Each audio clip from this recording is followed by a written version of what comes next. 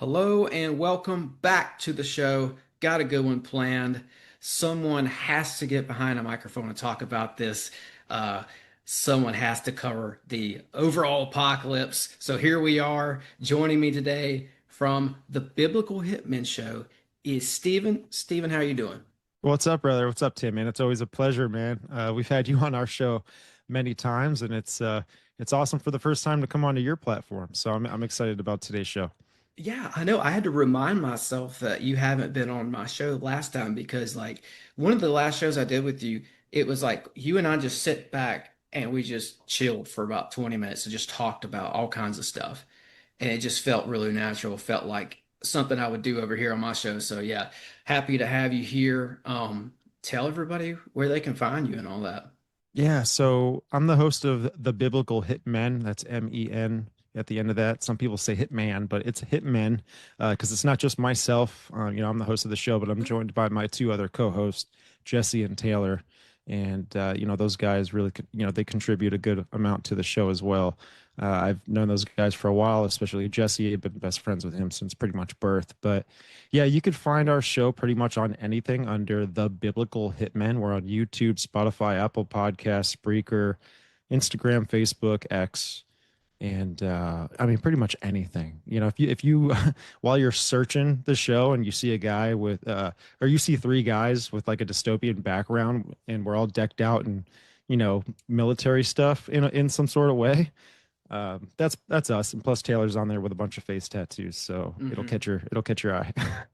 Yep. Shout out to the other biblical hitmen boys. For people listening, I support their show. I support everything they're trying to do right now. It's a great show. Go check it out. And I'm excited about what you want to get into today because you mentioned some of this. And as you were talking, I don't know if this fits in or not, but I'm just going to throw it in here. I've said this before, I think on here, but I don't update my phone. I never use updates. I use Android. I try to stay as far back in the Stone Ages with this stuff as possible because of privacy and all that. I had several forced updates during the heat of that New Jersey drones thing. Oh wow. First time ever that they forced updates on my phone, and my phone hasn't been the same since. Things are just a little less private. There's just it seems like there's just more big companies in my business.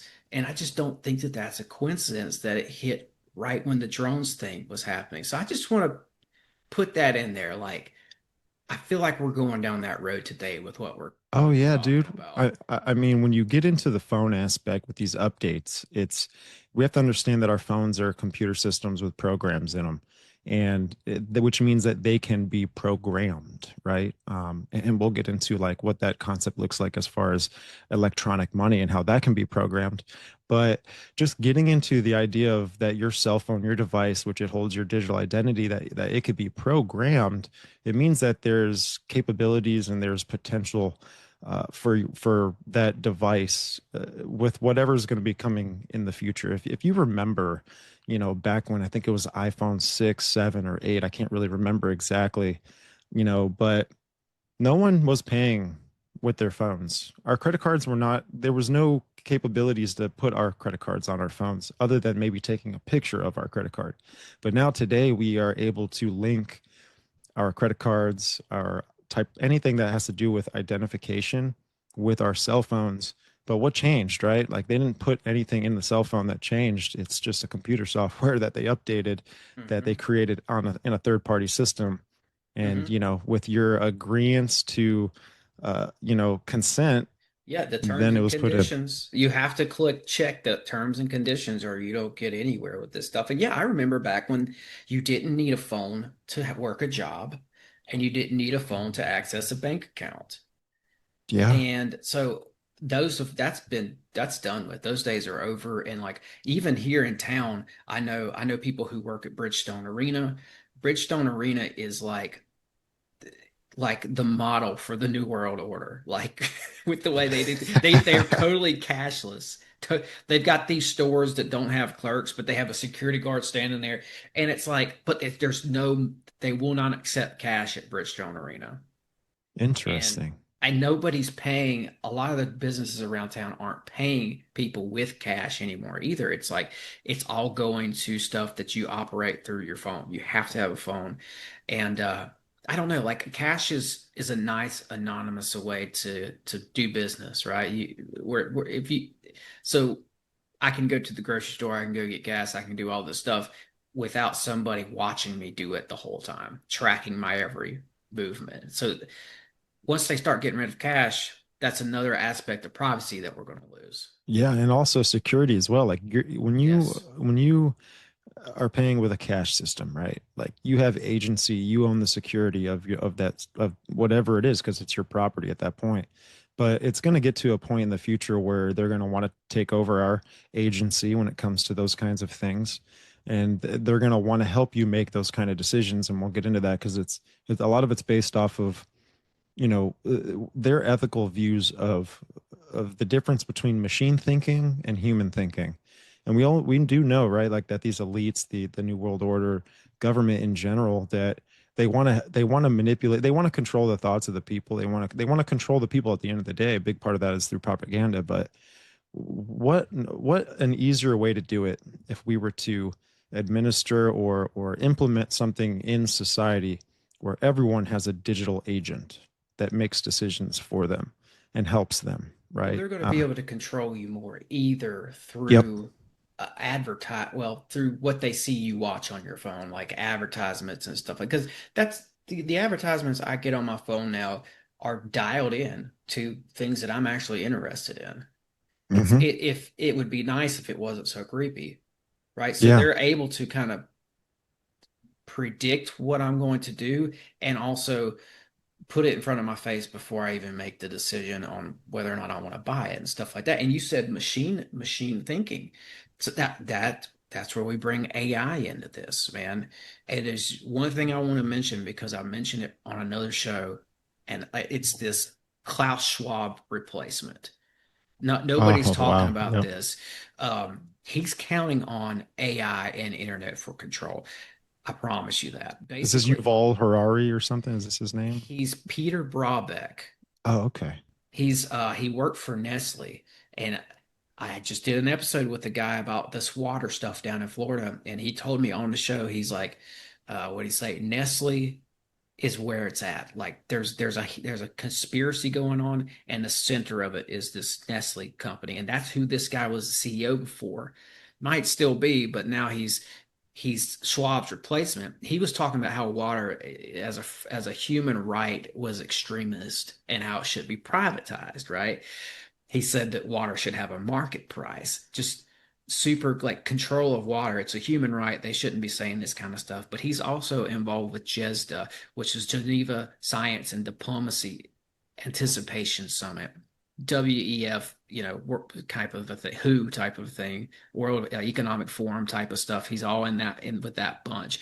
But this is why I wanted to bring it up because he's saying that the biggest innovations are going to involve quantum and quantum computing. Brother, And, oh my goodness. and This I see, show's I meant to knew, be. I'm sorry. This show's meant to be I because knew we're going that. to get into this Yes, stuff. bro. I knew like I could throw this in, it would work, right? So it's based in, all this is based in Geneva. So CERN is involved, right?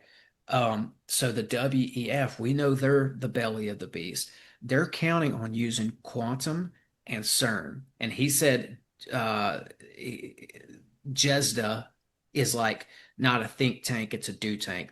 These aren't just ideas that they're pontificating. This is a plan for going forward. So basically, uh, the guy who replaced Klaus Schwab is using JESDA, Open Quantum Institute, and CERN to help control.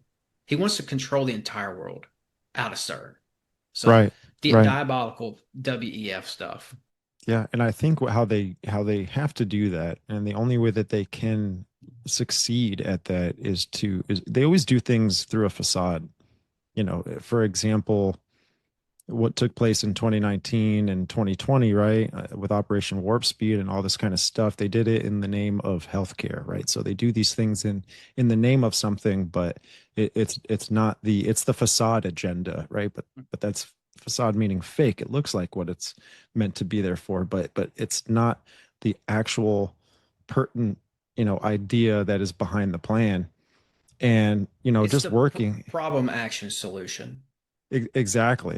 Like for example, because we'll get into digital ID. They're going to push a digital ID system that's electronic in the sake of your human right to be secure of your identity, Mm. right? But that's not like the reason why they're really going to be trying to do these things, because you mentioned control. They want to control the world.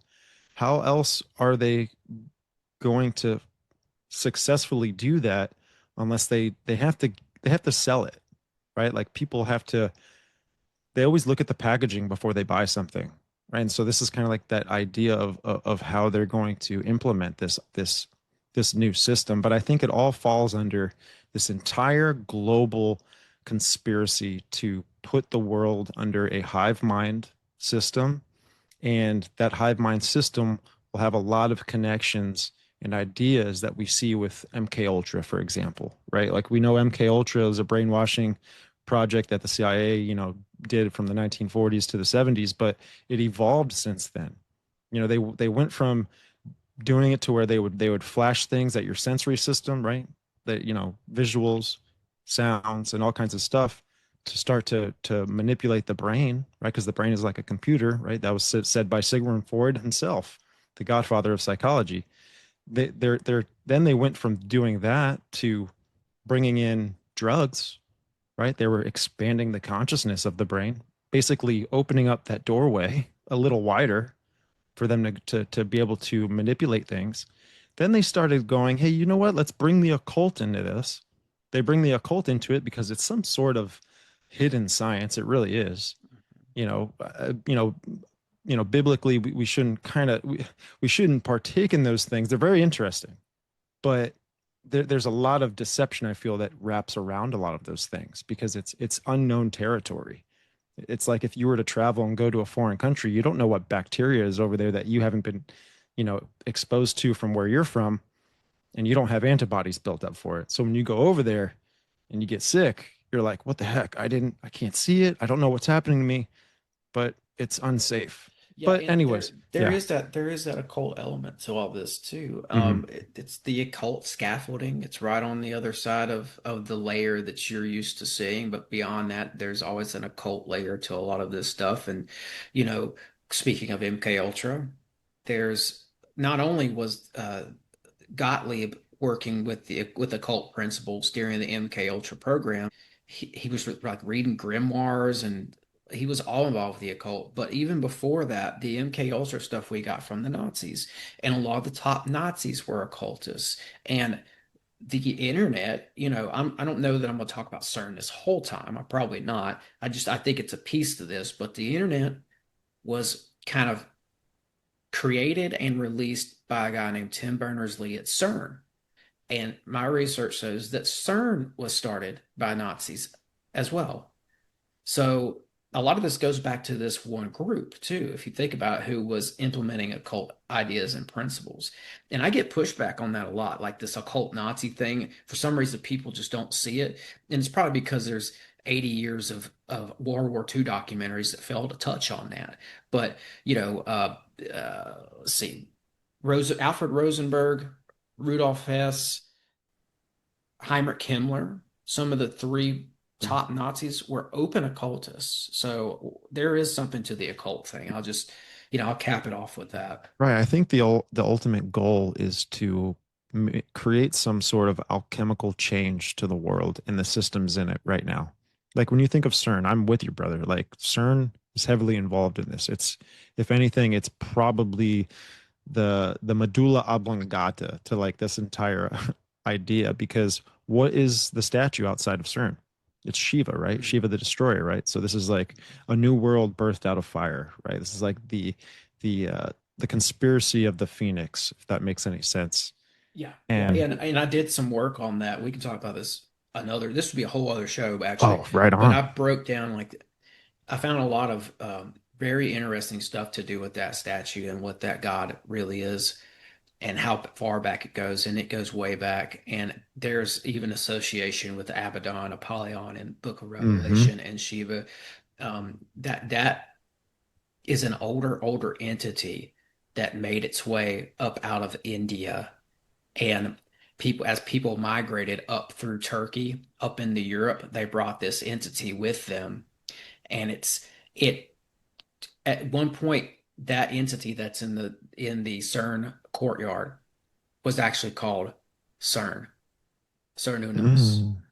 So it's almost like they knew about that when they put that there, but the public doesn't know this. So we could break that down another time, Yeah. but this all goes back to like older occult principles. And they know that stuff, man, because all this stuff is just traced all the way back to an origin of things, the ancient mystery schools, who they were worshiping, what they were worshiping, and the enlightenment and the powers that they would get from these things.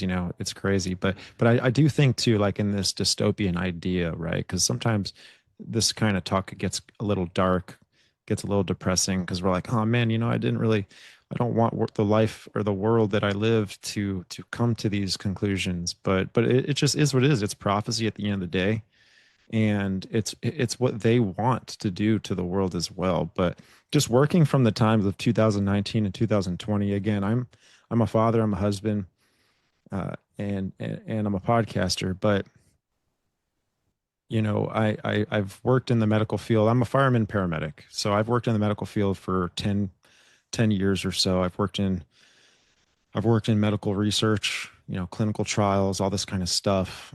We did a lot of things where we were doing a lot of trials on people. And when it came to that time around 2019 and 2020, right, we know it took place in the world.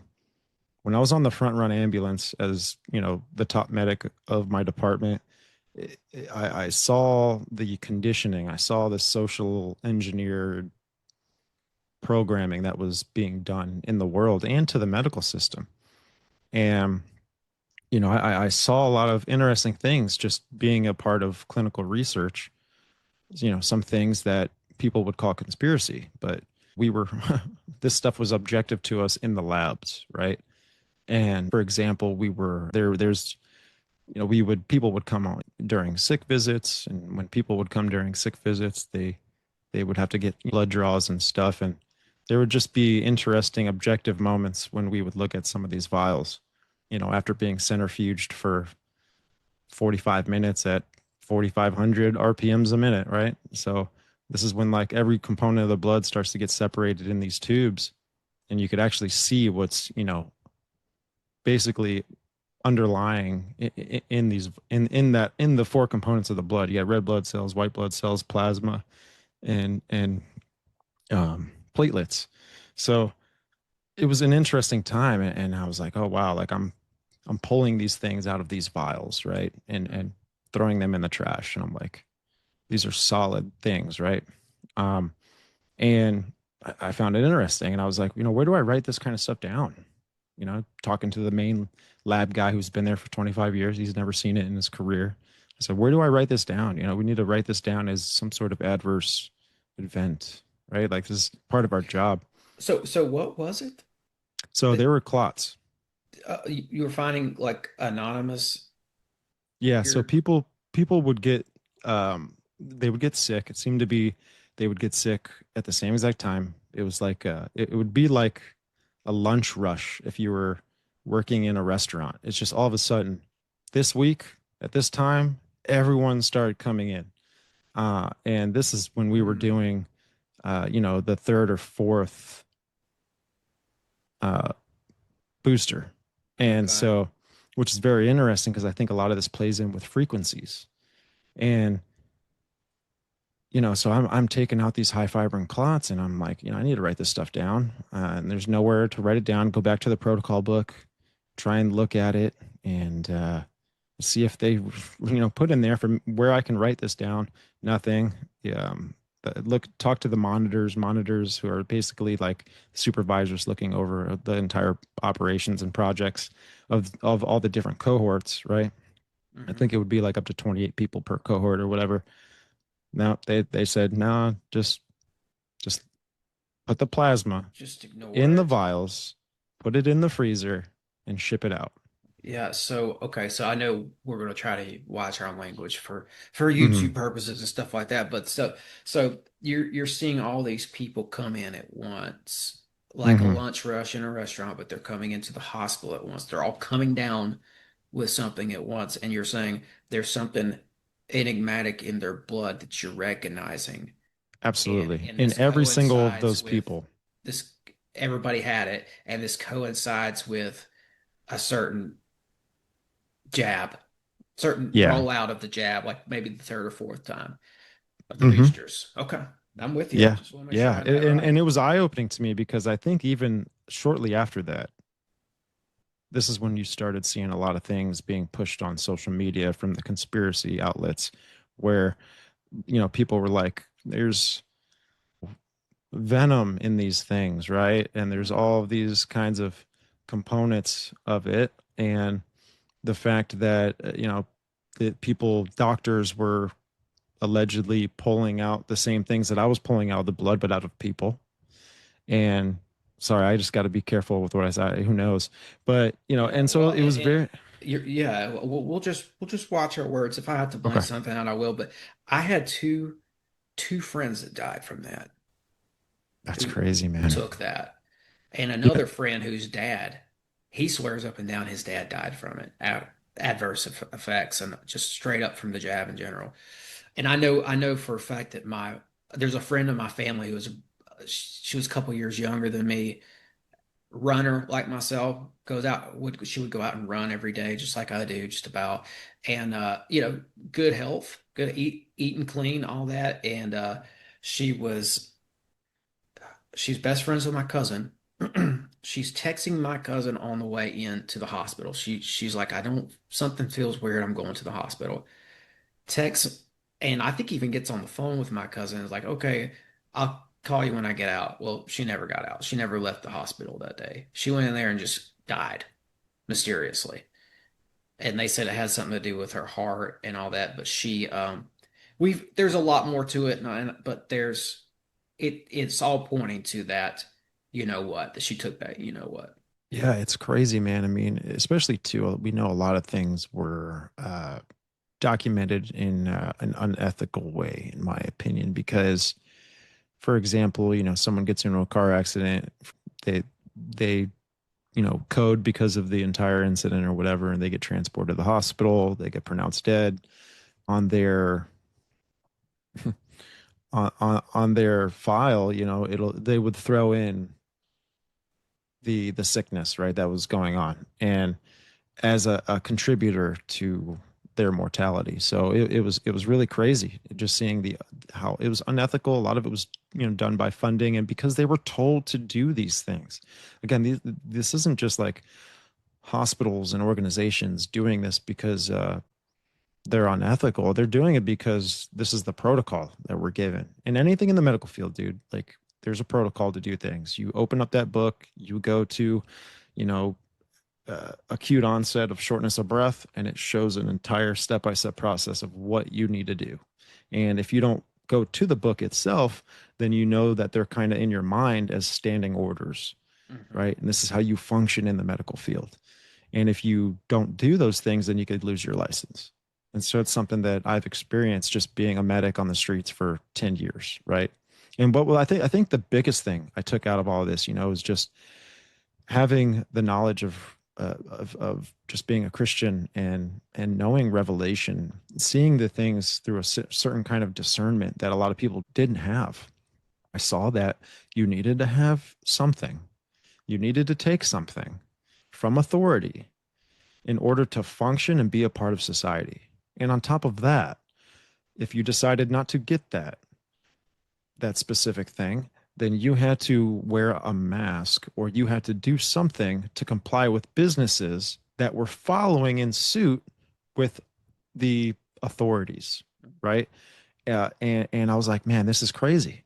People are losing their jobs. People can't go inside of certain restaurants to eat, right? It really depended what state you were in at the end of the day, like, Florida, Texas, New York, California, wherever. It came down to, I think it was, what is it, the 14th Amendment? The states have power.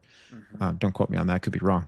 But it was just very an interesting time. So I was like, you know what? So this is what really started me on the deep end of this research that took me deep into the into the unknown, man, where it's crazy because What was it that you There, told me before the show? You said I started looking for something in this. Like I don't remember how you worded it. I'm sorry. It was really great. When you told me like this is kind of what I've been researching, and I was like, that I need you to say that. yeah, That I was was researching something that we're going to need to end up taking to be a part of society and to function in society. Like, and again, I don't know if I forgot what I said in the green room. Sometimes that's where all the best stuff is.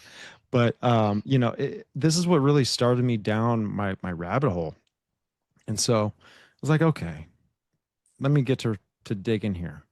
So I started digging, and obviously what was very widely known all of a sudden in that time, around that time, was the World Economic Forum. Was People were talking about it way more than they've ever talked about it before, right? People before 2019 did not really understand or know what the World Economic Forum was, how big they were, who's affiliated with them, funding them, and what their agendas were. But they come out with insight reports every year, I would say 4 to 5 times a year. And in these insight reports, they're they're predicting models. And we know, right? We see that in history, that when they come out with things that are a prediction or an outcome that's going to happen in the future, they tend to actually happen, right? Mhm. We know this from Operation Lockstep. It was a funded scenario based insight report that was to predict a pandemic taking place in the future, where all the countries and all the nations around the world were to come together in lockstep and function, and to do and to build in this technocratic, this security type based system, right? We know that Palantir during those times of 2019 and 2020 was actually up and running, and it was a part of that whole idea to track people, right? We know people were getting tracked at some point.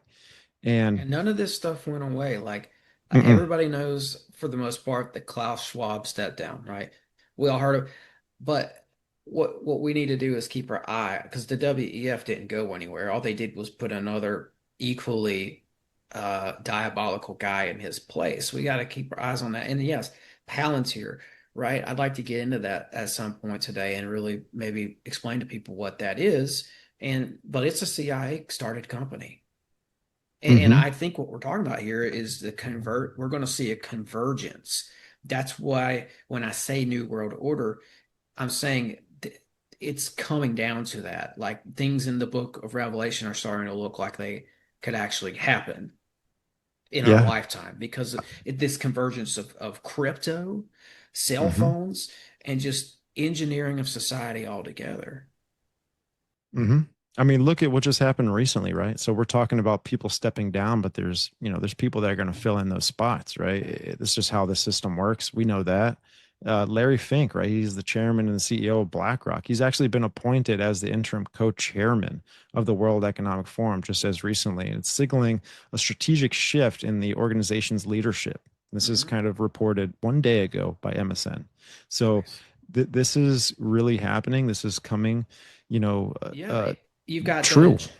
Agenda 2030 stuff too, right? We've heard Hmm. about like so we're in 2025 right now, and we're swiftly approaching 2030. If you look at things in terms of a 5-year window, 5 years provides ample amount of time for them to start doing things. And I would suggest even with the crypto aspect, it gives them 5 years gives them time to create a stable coin replacement of money globally. Brother, look what just happened recently. I'd say about a month ago now, or maybe 2 months ago. I think it's less than that, but the Genius Act got That's signed it. into legislation, right? So this Right, is right. something to where the United States now, it's like when we moved off the gold standard, right? We off silver, all that kind of stuff. The transition of our financial system in America has always kind of been changing based off of what it's rooted off of. But now it's going to be rooted off of stable coins, It cryptocurrency, is electronic currency, all that. 100%. And that's why we got to keep our eye on the ball, like the Klaus Schwab thing, the Klaus Schwab effect. Don't fall for it. They're replacing him. Uh, I know there was a sigh of relief whenever it seems like the Trump administration come out and said we're not doing CBDC. A lot of people went, "Phew, okay, good. Well, hold on. They're going to do a private stable coin Hmm. and possibly attach that to Palantir. And Oh then yeah. if you have a private stable coin attached to Palantir, that's going to be AI surveillance put in place on a societal level, potentially globally across the entire New World Order. Yeah. There's going to be a stable coin Well, war, look I at think. who's Palantir is actually contracted with. Palantir's contracted with the IRS. Yeah. The IRS is connected to the IMF. The IMF is connected to the Bank of International Settlements. Those are the central banking, you know, just just the what do I call it? Hmm, they're the titans, Yeah. right? Yeah. Yeah, And and it's this is crazy. gonna come down like a guillotine too. It's hard and fast. It's gonna be like if there's this stable coin war, basically when people in other countries start pulling their money out of their central banks and they put that money in whatever US stablecoin rises to the top, they're going to crash all the other central banks in the world except for the US central bank. And I So, know, I think I actually have an idea of what that is going to be, right? The World Economic Forum, like what I was mentioning, Klaus Schwab, Klaus Schwab for years has been talking about a lot of interesting things. But when pertaining to those years of 2019 and 2022, he was actually saying in an interview and saying this, I think at Davos, he was actually saying that a cyber attack, right? AKA cyber polygon, which is even other, there are more insight reports at the World Economic Forum, right? Predicting models, right? Um, of what could take place pertaining to hacking. And he was talking about that it would make the pandemic look like a minor disturbance.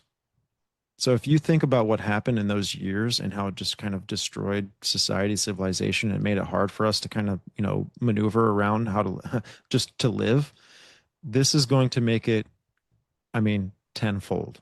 yeah. But that's the Phoenix idea, right? Like that's the fire, right? And out of that fire is going to be this new system that they will have prepared for us. Trust Oh me, yeah. like they are 5 steps ahead of you when you think you're 1 step ahead of them.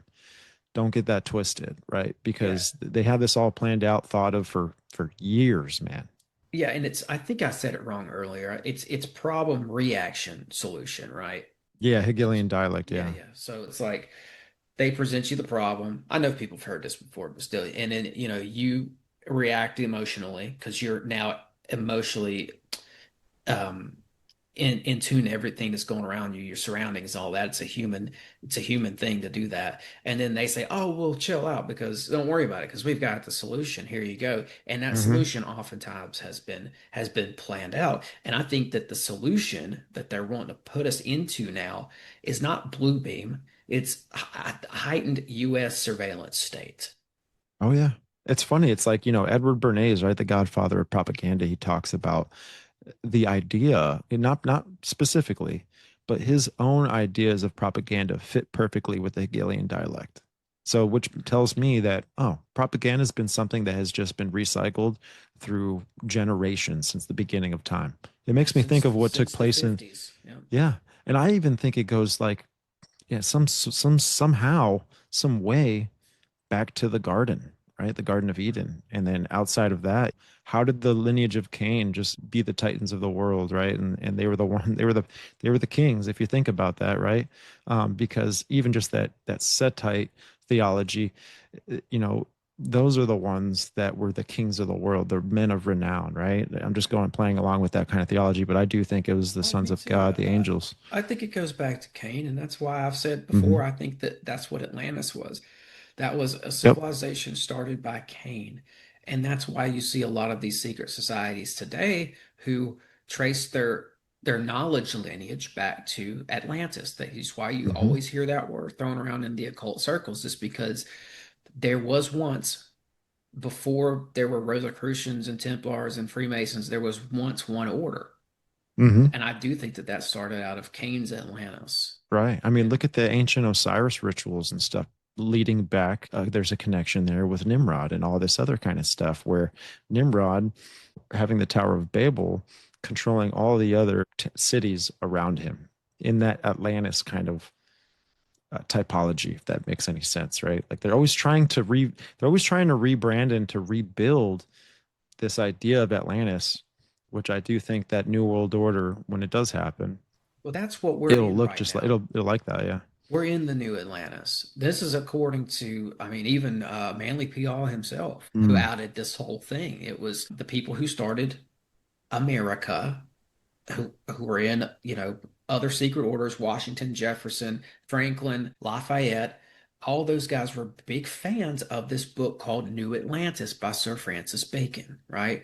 And that idea, when he wrote that book 150 years earlier, before they started this country, it was going back to this thing that we're talking about here. This is going back to the old civilization, because they believed everything was, in its proper place, and it was a place of high knowledge and high technology. And so there's still that memory that's kept alive through a lot of the cult orders, passed down through books like New Atlantis, and acted out by guys like George Washington. And that's how you get a United States to begin with. And that's why I think a lot of this stuff, at least the beginning of this New World Order, is going to be harbored and incubated out of this country right here. It's going to be this U.S. surveillance state that I think leads the charge for the New World Order Hmm. altogether, especially if you have places like Palantir. Musk is talking about starting his stable coin as well. If you've got Palantir, Musk, Trump, all heightening the U.S. surveillance state, what they're going to do is this is going to be something where mostly everything we do plugs directly to this, and it's a monitored system. Yep. And we can Yeah, see man. that we can see the traces of this in our society already. Like DARPA kind of creates Facebook in the first place, right? CIA creates Hmm. Palantir in the first place. DARPA had a program called the TIA. When that shut down, Palantir mysteriously pops up. Oh yeah. Yeah, So, and all this stuff is going to be connected with Web3, right? 6G, 7G, 8G, whatever is coming down the line. It's all meant to come together as a just it's all going to collide with each other, right? Because that's how these people work. They compartmentalize and they segregate these ideas so that there is no trail to them, but you have to go out and you have to research them, put them on a big, bulletin board, and then you've got to draw this red line to this one line here. You got to draw this red line to here, and all of a sudden it just all starts connecting. And this is how this works. And when I was in 2022, I read this insight report. It's actually called Advancing Digital Agency: The Power of Data Intermediaries.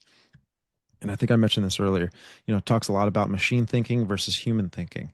But what it really kind of gets into is like this I forget what painting it is in Rome, where it's like God is pointing his finger down and like Adam is pointing his finger up and they're touching. Well, this is the idea that they want to do, but with, a digital hand mhm. and a human hand touching at the fingertips, right? And they want to merge digital agent. Apotheosis, Yeah, yeah. technological apotheosis. Yeah, seriously. Yes, dude, they want, yeah, exactly, right? They want to merge these two things into one, right? And it goes into the digital ID and how it's being supported by machine thinking. And real quick, like if I could just kind of describe to the audience a little bit here how deep our digital identity, because we have one now, but we have agency over it. Like we have agency over our digital identity right now. And a perfect, simple way, how I put this for people to understand, is that I control Siri. I have agency over Siri. Yeah, she's pulling data from me. She's pulling, everything off the microphone intake, everything off of the infrared camera off the front that's constantly surveilling all the time, right? And I know this actually specifically from seeing it firsthand experience that there's an infrared camera on our phone that is constantly taking pictures of us if we are looking at our phone. And I saw this one night because we were on the way back home, me, my wife, and my child, and my kid was a baby, right? And I have PTSD, right? So whenever my kid goes quiet, I'm like, what's going on? Like, is she okay? So we're driving. I'm a new dad. She's two months old, right? And so she wasn't making any noise in the back seat or anything. So I just asked my wife, hey, can you just please look at her and tell me she's okay? And so she takes her phone. She doesn't want to flash the light in my kid's face in case she's sleeping. She doesn't want to wake her up or blind her, right? With that light. So she uses the soft light of her background, right, on her phone just by clicking the side of the phone, right? And so we have a camera set up looking at my kid, right? And it was dark because I couldn't really see my kid, but it actually has a infrared light mode that runs when it's nighttime. It senses it. I'm like bougie like this, sorry, Mm. but and so my wife is actually shining the backlight on my kid, and all I see on the camera screen is strobes of infrared light strobing. And I said, "Babe, you're turning the light on her face. What are you doing?" She's like, "What are you talking about?" I was like, "I see it right here."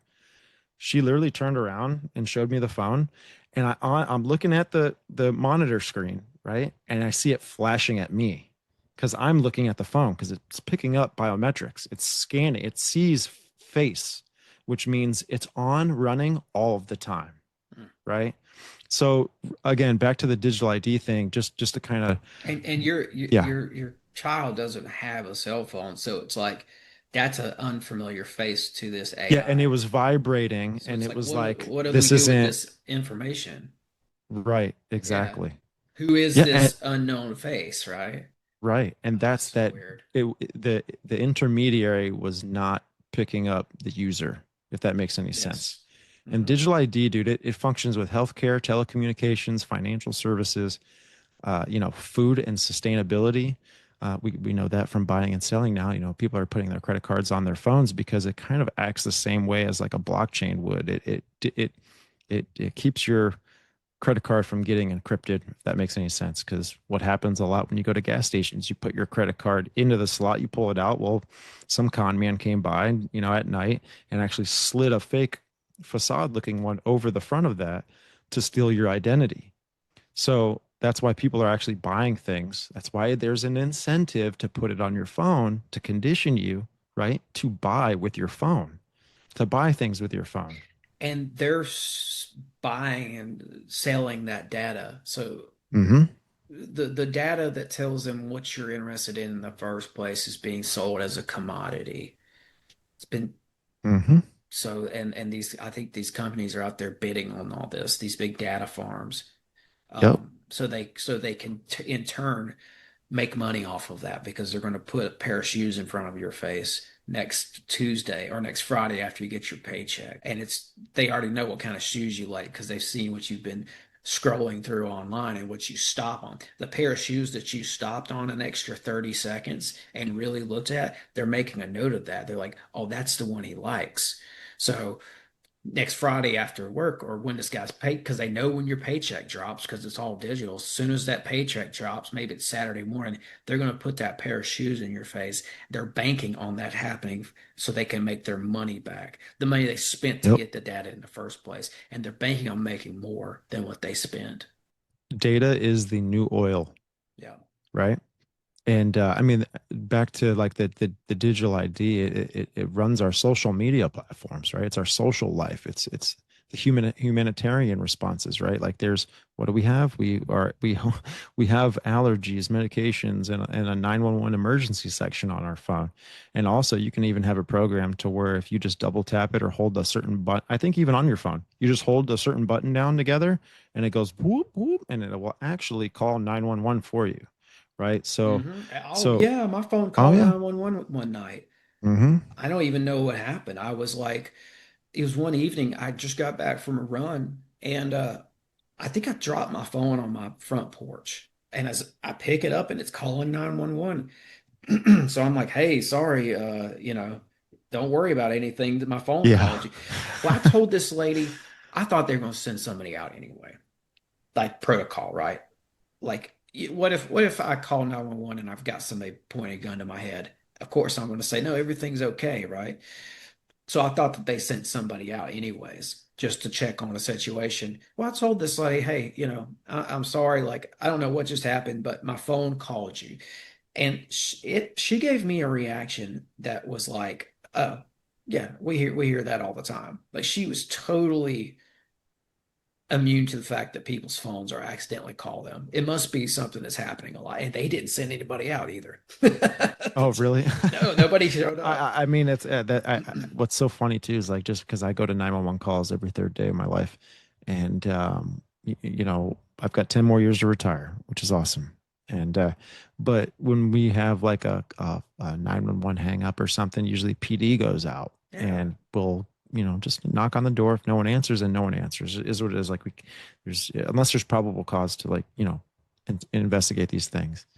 But yeah, it's kind of crazy, right? Yeah, it's Uh, crazy. I mean, I don't know. Maybe that's an outlier. Maybe that sure. they're still, but that's just an example of our phones taking that initiative and Hmm. all that. And and I saw the other day at this guy in a Tesla, I think it was. It's video I'm talking about. The car took over and it Yes. and it was riding, it was scraping up against the guardrail Right. in the interstate, and he couldn't do anything about it. He Right. couldn't correct the wheel or do anything. Right. And that's why I will always stick to a gasoline engine because I know Amen. their plan of why they want everything to go electronic. It falls in line with this insight report, not specifically, but with the idea of it is that they want machines to take over your agency of Yeah. your human experience, right? And so when I was like trying to figure out, okay, I was reading through this insight report a little bit more, and it gets to a section where it talks about digital ID, right? And it says specifically the evolutions in digital ID solutions and how they can help, right? So we know that these things offer something, right? And it's always in the name of peace and safety or security or, Mhm. oh, this is better for the world. It's safer, right? So digital IDs at the time where we're at now actually function through web browsers, apps, and mobile devices, right?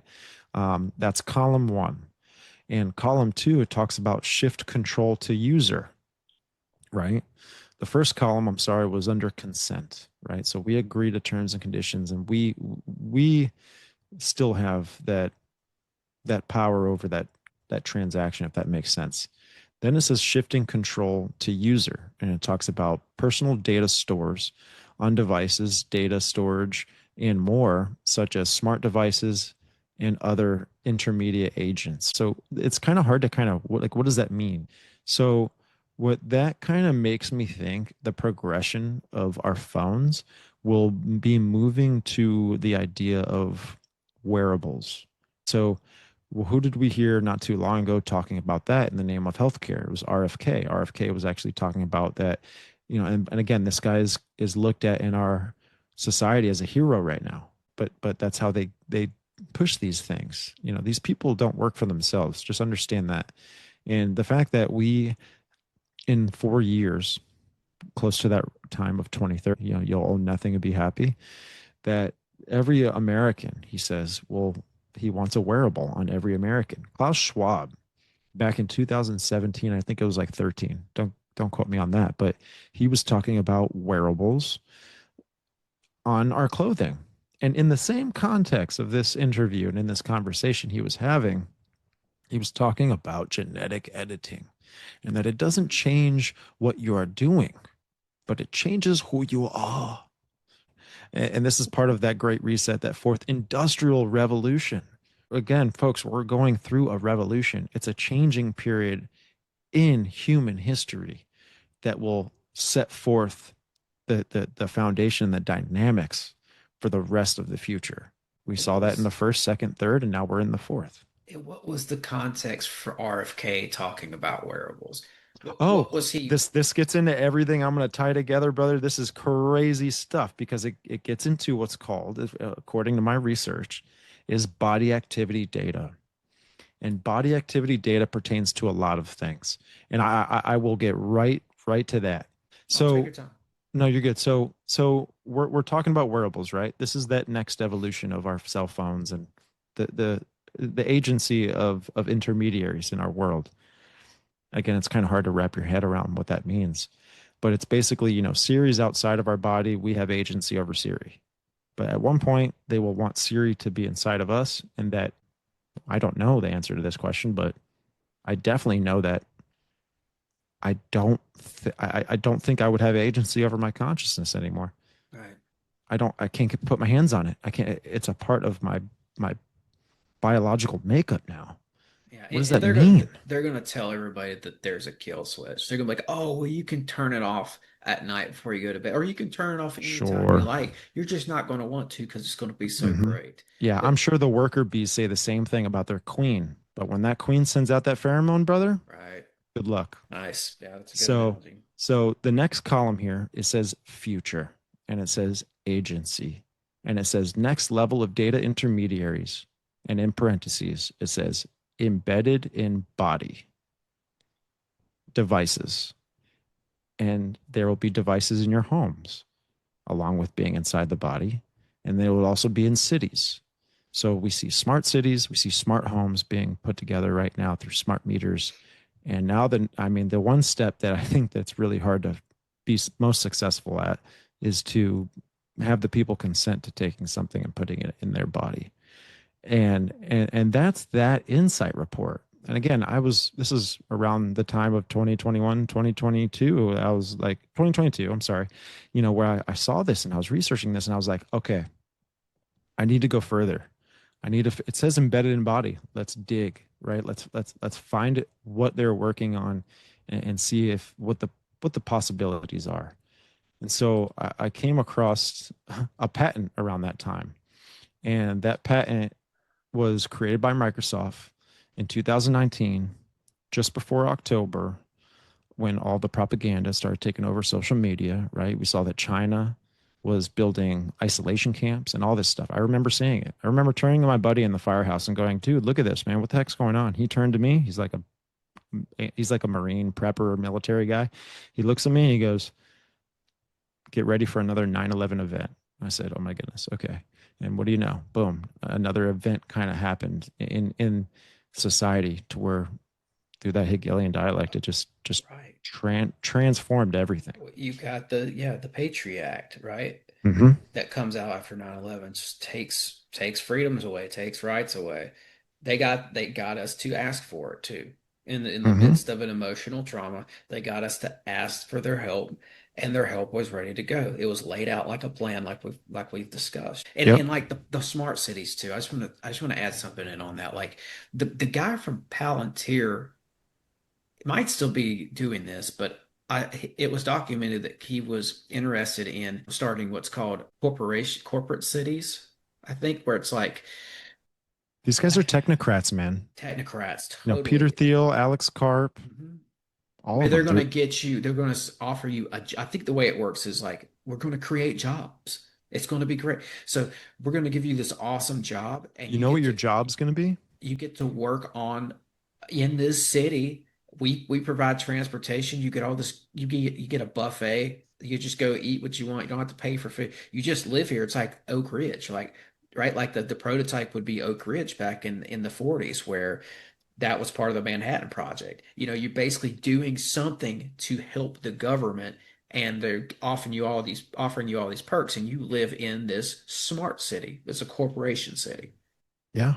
And I think, there will be jobs. There will be still participation for humans at some point. But then I think at some point it's all going to become robotic. DARPA has extraordinary technology that can do all of the things that humans do right now. These things are hidden.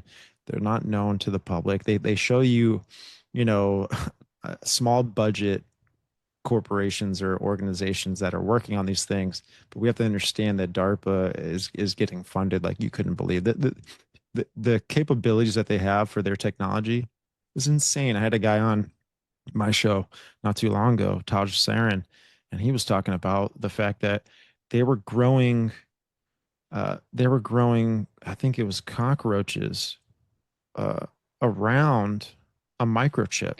They were That's so crazy. taking their DNA and it was going through the process of metamorphosis or whatever, and it was growing outside. They were connecting it to the neurotransmitters or something, and it was growing like in a petri dish around these microchips to where now they were able to like function these things, but they Yeah, look like the real life microchip stuff.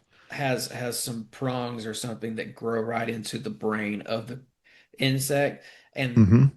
it's able to control this insect's neurons. And Oh It's yeah. able to just take over the body of a living creature. I saw a breakdown of that on a documentary. It's It's really crazy, dude. wild. It's It's wild. crazy what they can do, man. You know, they're stealing eggs from females. They're working with, healthcare organizations, people that terminate their their pregnancies and stuff. They go to and they take a lot of information from these places. Don't get it twisted, dude. Because again, they're following protocol. They're funded. They're really, these healthcare system, the healthcare system, they they're controlled at the end of the It day. is. It's Rockefeller. Yes. And that's something I want to highlight because that's part of the problem here. Part of the issue that what we're talking about here is allowing these billionaire CEOs to come in and take over the government. Like, Hmm. yeah, they're working with our American presidents now, but it's not going to be long before these our presidents are answering to these billionaire CEOs because those companies are getting that big and that powerful. And we've seen that before. And when we saw it was back in Rockefeller's day. And look what happens when the billionaires take over the country. They ruined healthcare. They brought in hospitals. They kicked out all the holistic herbal healing stuff, and Hmm. among other things. Like, and they indoctrinated the entire school system as well. That's what Yep. happens when you let a billionaire CEO start running your country. Yeah. And it's a great point, man. That's how they do these things. It's crazy.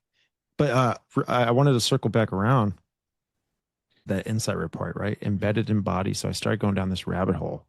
What do they want to put, especially with the context that we took from the wearables and RFK and all this? Because you mentioned, what's the point of the wearables? Well, I believe that this patent right here is giving you the answer to this question. And it's called W0 2020 060606. It's a very interesting number to put for a patent. Again, they can justify that however means that they want to. This patent is made by Microsoft. It was published and established, or it was established in June 2020. So during the hype of everything, so a lot of people didn't pay attention or even were aware of this patent. But it's called cryptocurrency system using body activity data. And this is again, like I said, a Microsoft patent. So what it says here in the abstract, it says human body activity associated with a task provided to a user may be used in a mining process of a cryptocurrency system. A server may provide a task to a device of a user, which is communicatively coupled to the server. A sensor communicatively coupled to or comprised in the device of the user may sense body activity data of the user. Body activity data may be generated based off of the sensed body activity of the user. The cryptocurrency system, communicatively coupled to the device of the user, may verify if the body activity data satisfies one or more conditions set by the cryptocurrency system and award cryptocurrency to the user whose body activity data is verified. Bro, Gosh. and we see the conditioning happening right now, especially with Elon Musk, Trump, and other advocates to this idea where they want to get the public at least familiar with the idea of universal income.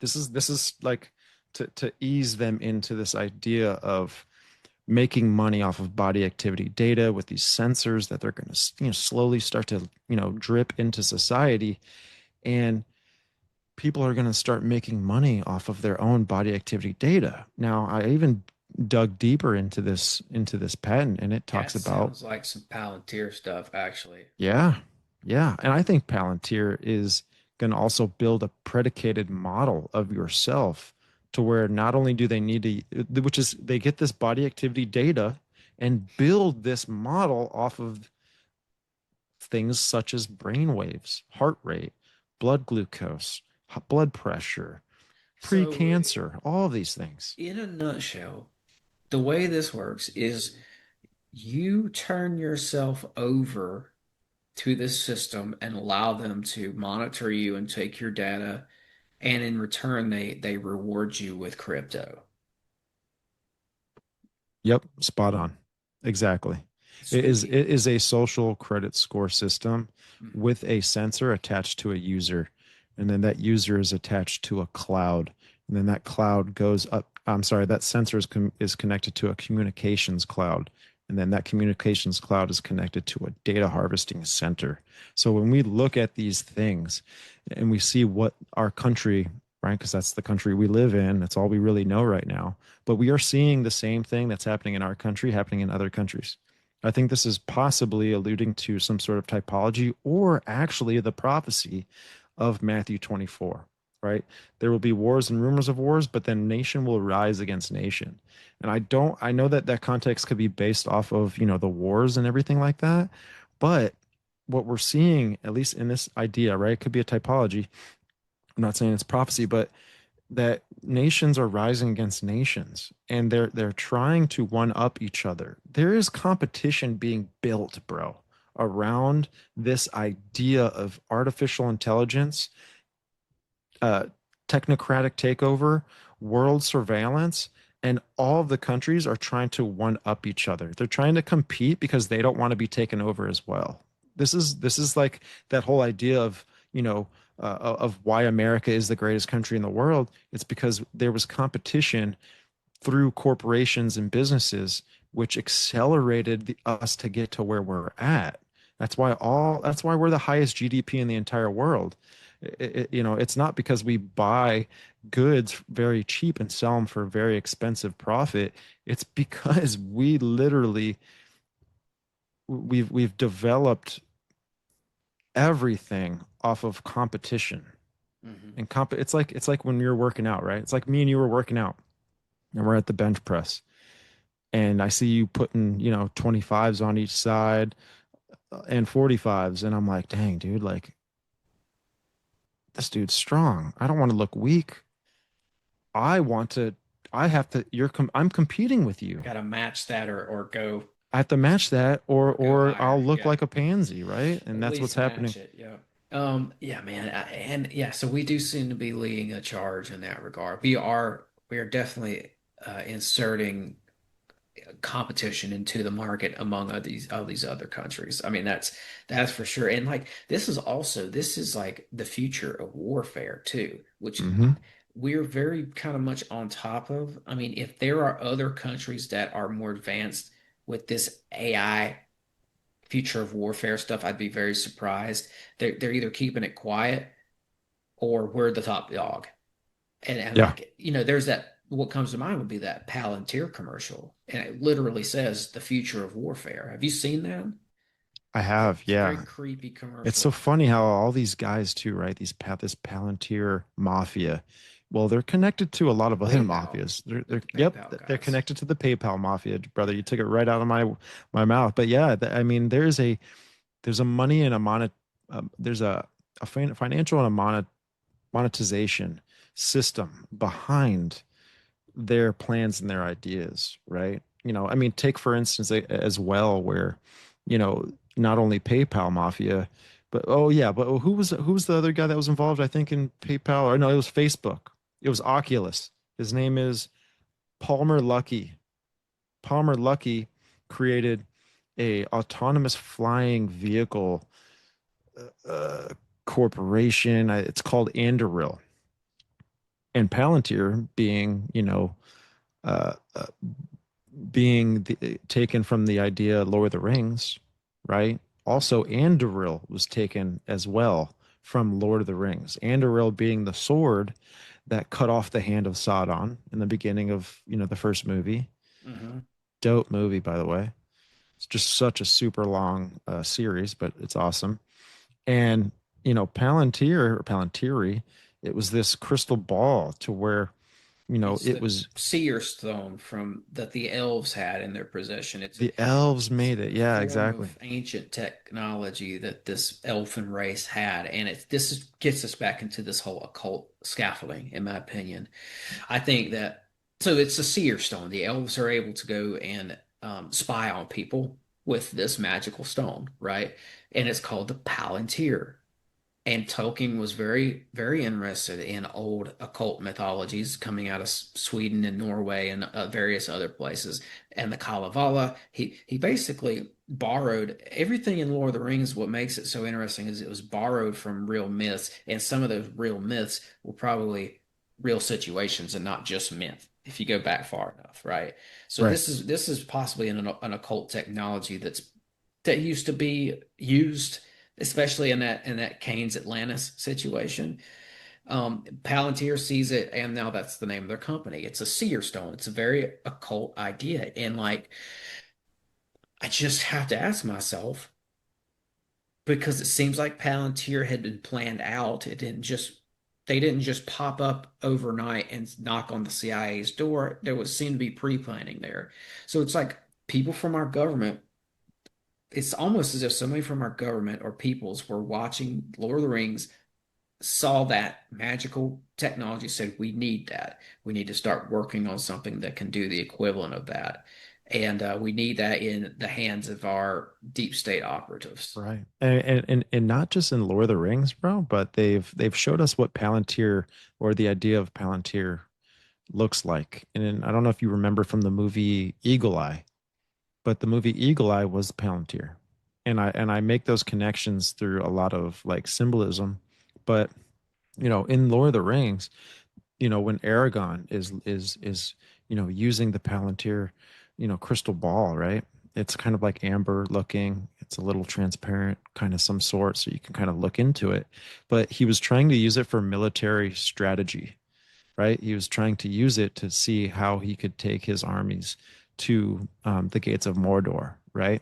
And when to do it, how to do it, and all this other kind of stuff. In the movie Eagle Eye, Eagle Eye, in the beginning scene, it shows basically this autonomous flying drone that is function and ran by the Eagle Eye software, right? So you have this Palantir and this Anduril connection in that movie, and they take out a target, right? They take out this target in the Middle East because they were predicting, or Palantir or the Eagle Eye in the movie was predicting that this group of terrorists was going to do something like an event like 9/11, right? Yeah. And so in That's the that, Palantir commercial too that I was talking about. It's they're yes, using drones in that yes, commercial to take out submarines or something. dude, we're making such connections here, dude. I love it. Yeah. It's all put It's in a, front of our face, Mhm. And in the movie, right? Um, Sasha, no, what was his name? The main character. He's the guy that has that viral funny GIF clip where he's like, "Just do it." I can't remember his name, but he's Eagle an he's Eye. he's an old Disney kid. Yeah, what's his name? He was in Fury with Brad Pitt. Brad Pitt. Yeah, what's his Oh, name? it's LaBeouf. Shia Yes, LaBeouf. Shia LaBeouf. Yeah, Shia LaBeouf. So he had a twin brother, right? And his twin brother in the movie sent an encryptic message to tell people through it was Morse code or something, and he was telling people because the Palantir was watching him, and he was the one security advisor or whatever to that was monitoring Palantir, right? But Palantir was going rogue. It's an AI software. It hit that point of singularity where it just like it became like an 18-year-old child and just left the house, you know Hmm. and so he's sending out this Morse code for help. The Palantir killed him, but at some point in the movie they get into the headquarters of where that AI Palantir software is, and when you look at the walls of this like honeycomb looking headquarters thing, which it's submerged in water as well, right? Because we know, and now we've seen that too, right? Trump is wanting to build more nuclear plants, more other kind of plants to help power these ASI systems, these artificial super intelligence systems that are coming in the future. But anyways, on the walls were these amber looking spherical balls, and they look like the Palantir object Hmm. in. Lord of the Rings, which is crazy, dude. I don't know. Yeah, and you mentioned the nuclear part, and yeah, that's those are popping up now. There's a bunch of uranium and nuclear stuff that they're going to be doing out in Tennessee near Oak Ridge, which is the CERN. One of our CERNs over here is Oak Ridge, right? But it's also going back to these commercials. Um, it's that old Navy. It's not an old. It's 2024. The Navy commercial from 2024. It's at the end of it, the tag is you can be smart or you can be nuke smart, right? It's weird, right? It's real weird, but it's like it's right in line. That commercial reminds me just it's a split image of that Palantir commercial, and we Yeah. can show those later because I have the commercials just in Oh, right case. on. Right But on. yeah, Yeah. Oh, so it's all one big. it It's is, it's all man. connected, It right? is all connected, man. And it's like I said, these things are segmented and they're broken apart, but they all fit together this one big puzzle piece, if that makes any sense. So I know we covered a little bit of the Oh, cryptocurrency. Oh, yeah, go ahead. Go ahead. one other thing, Yeah. that movie, Eagle Eye. I didn't have a chance to look it up, but there's a good chance that that was a DoD CIA funded movie. Probably, I So, mean, well, the nepotism of propaganda and these other people that are involved in these three-letter alphabetical whatever agencies, dude, they Jesse says it the best on the show. He's like he calls them the familiars, and it goes back to the movie with Blade, right? That that in the movie Blade, you had the vampires, right? right. The elites. Just kind of make those connections there. Well, they would hire and kind of enslave what's called familiars, which are, the people in the movie that like had that tattoo in their lip, but they worked for the vampires, but they blended into society to where no one could discern who they were actually for the humans or for the vampires. You just didn't know, but they were working for that other side. And it's the same thing. There's people from the CIA working here, probably in simple corporations or Netflix or all, I mean, Well, Hollywood, all this stuff. they called it the Bureau of Motion Pictures back in the 40s and Oh my 50s. God. There's literally a Bureau of Motion Pictures. In fact, I think it rolled out under Eisenhower, and Eisenhower actually put his brother in charge of part of the up and runnings of the place, right? So it Hmm. was it was spooky and government spooky through and through. And I actually have a list somewhere.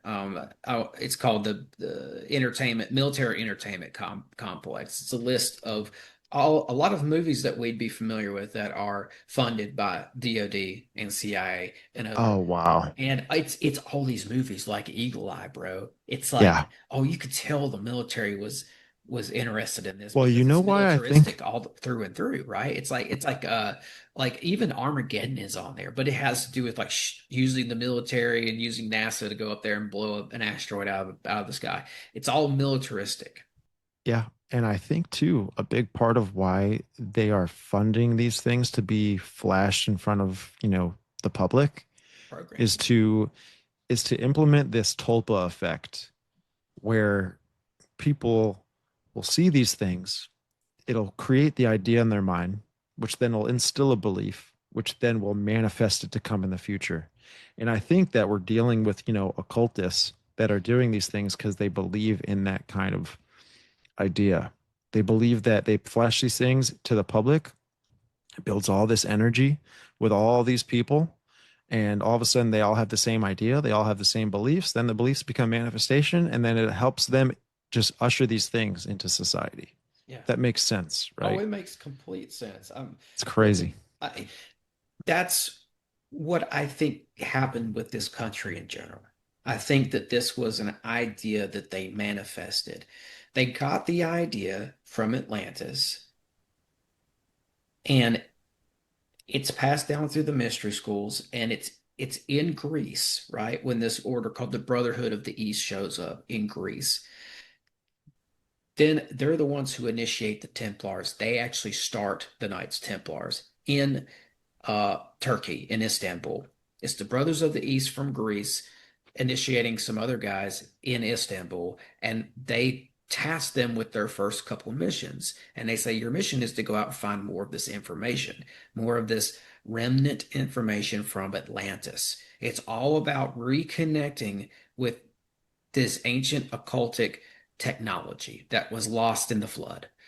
Hmm. And so you've got this idea of Atlantis, right? Being carried out through the mystery schools. Well, that's what America's, according to Manly P. Hall, is. It was at some point they said, we're going to do that again. We're going to take what knowledge we have from the old Atlantis and we're going to create the new Atlantis.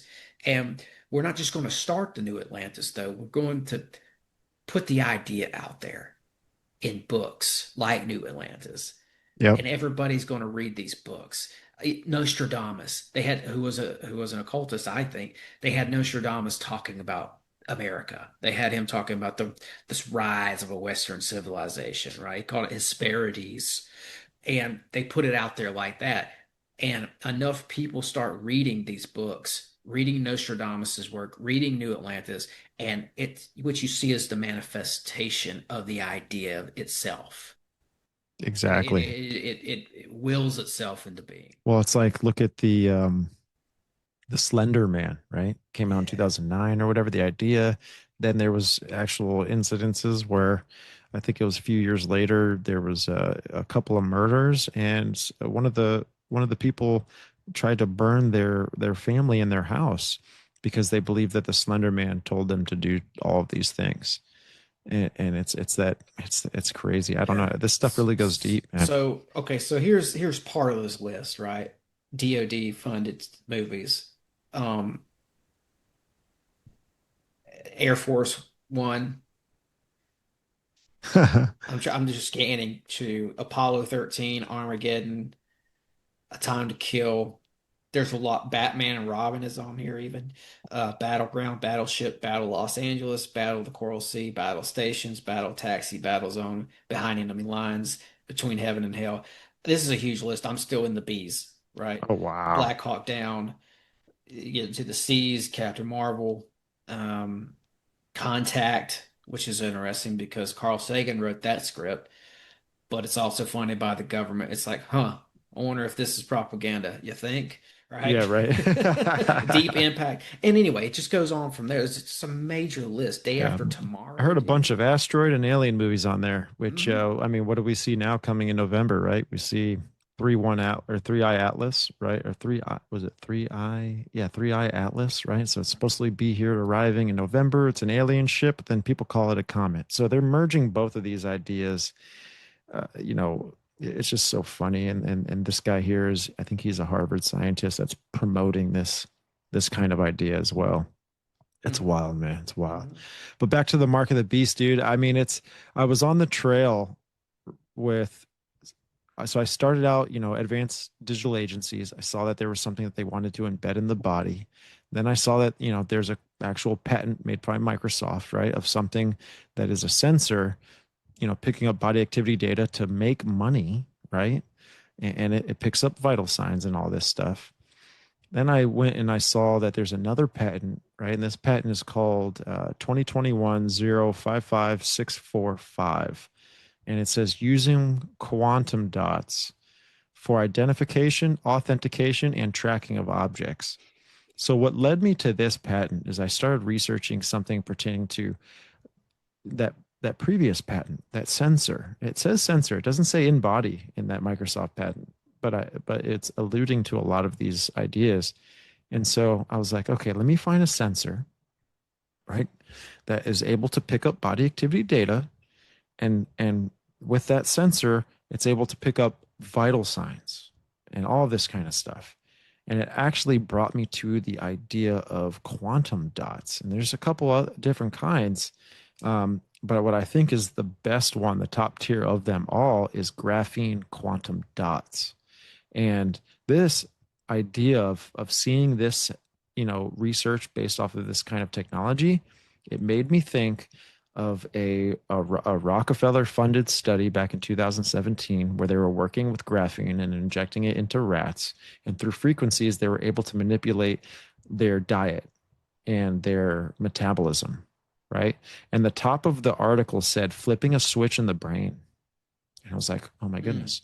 That made me think of what you said earlier in the show, where you were like, oh, it's okay. You know, at nighttime, you can turn it off.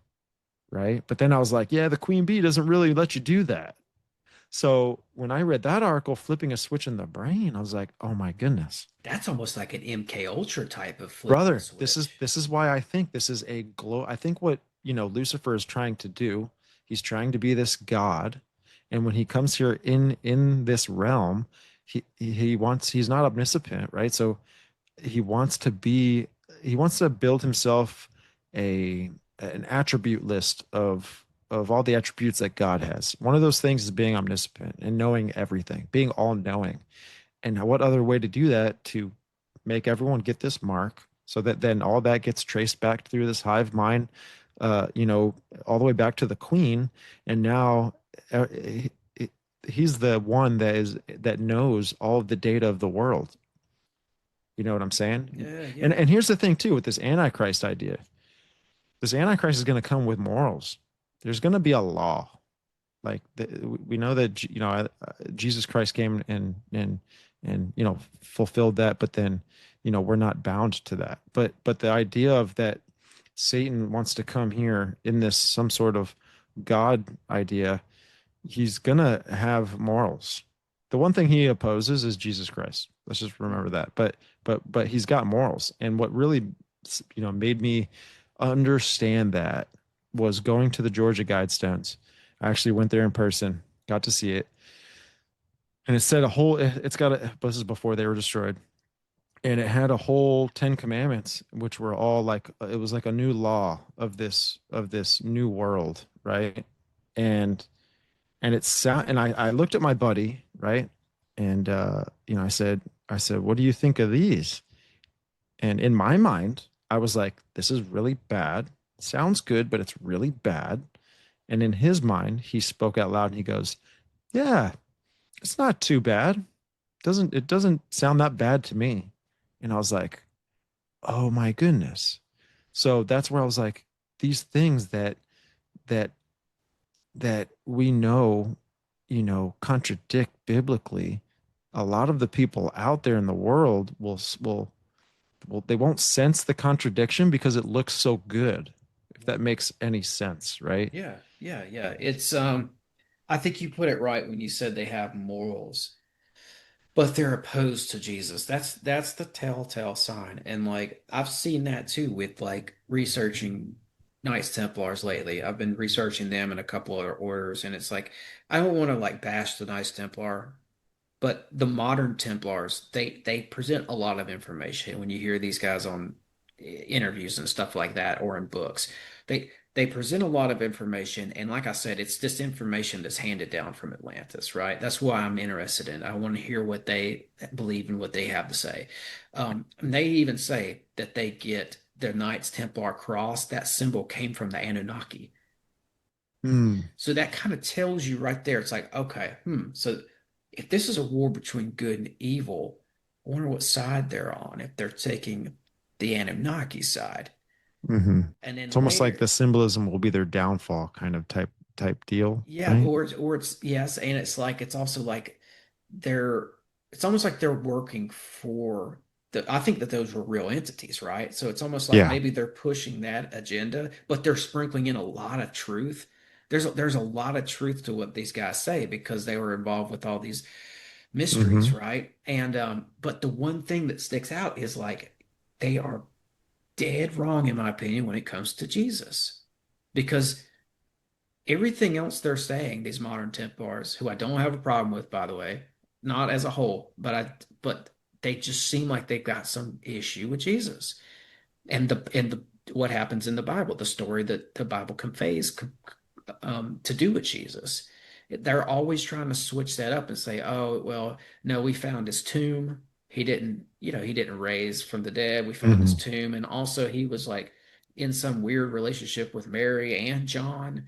They add in all this stuff that convolutes the story of Jesus that's conveyed in the Bible, and that's like, okay, whose side are you guys on here? Because they Right. have, it's what you said, they have morals, but they're opposed to Jesus. Right. Right, man. And I'm uneasy with that. No, it's because it's and it's so funny too. I talked about this on my show as well, where Satan has always blended in, or at least built this facade. Or I'll tell you this: he's blended into the organizations that are for God. He's mingled him. I mean, look at when you look at the disciples, Judas, right, was mingled in with the rest of the apostles. Uh, you know, the synagogue of Satan was, you know, were Jews, right? So it's like he mingles his way in, looks like he's a part of the good team, but really like at the root, behind the scenes or the curtains, that's not necessarily like what's really going on. If that makes any Yeah, sense, I don't know. and I think too, it's like there are forces around us at play all the time. And I think it's who you allow to influence you and what you allow to influence you. And it's the what that you have to be very concerned about because what you allow to influence you can be used from these other entities to Yeah, influence you. yeah. And I see that in some of my research with some of these people who have really good ideas. They've got a handle on hidden history. There's a whole hidden history out there that we're not told, and that's why I research the stuff I research because some of these guys have many pieces to that puzzle, right? But when you get into their doctrine, it's like, okay, wait a minute. Why do you want to take?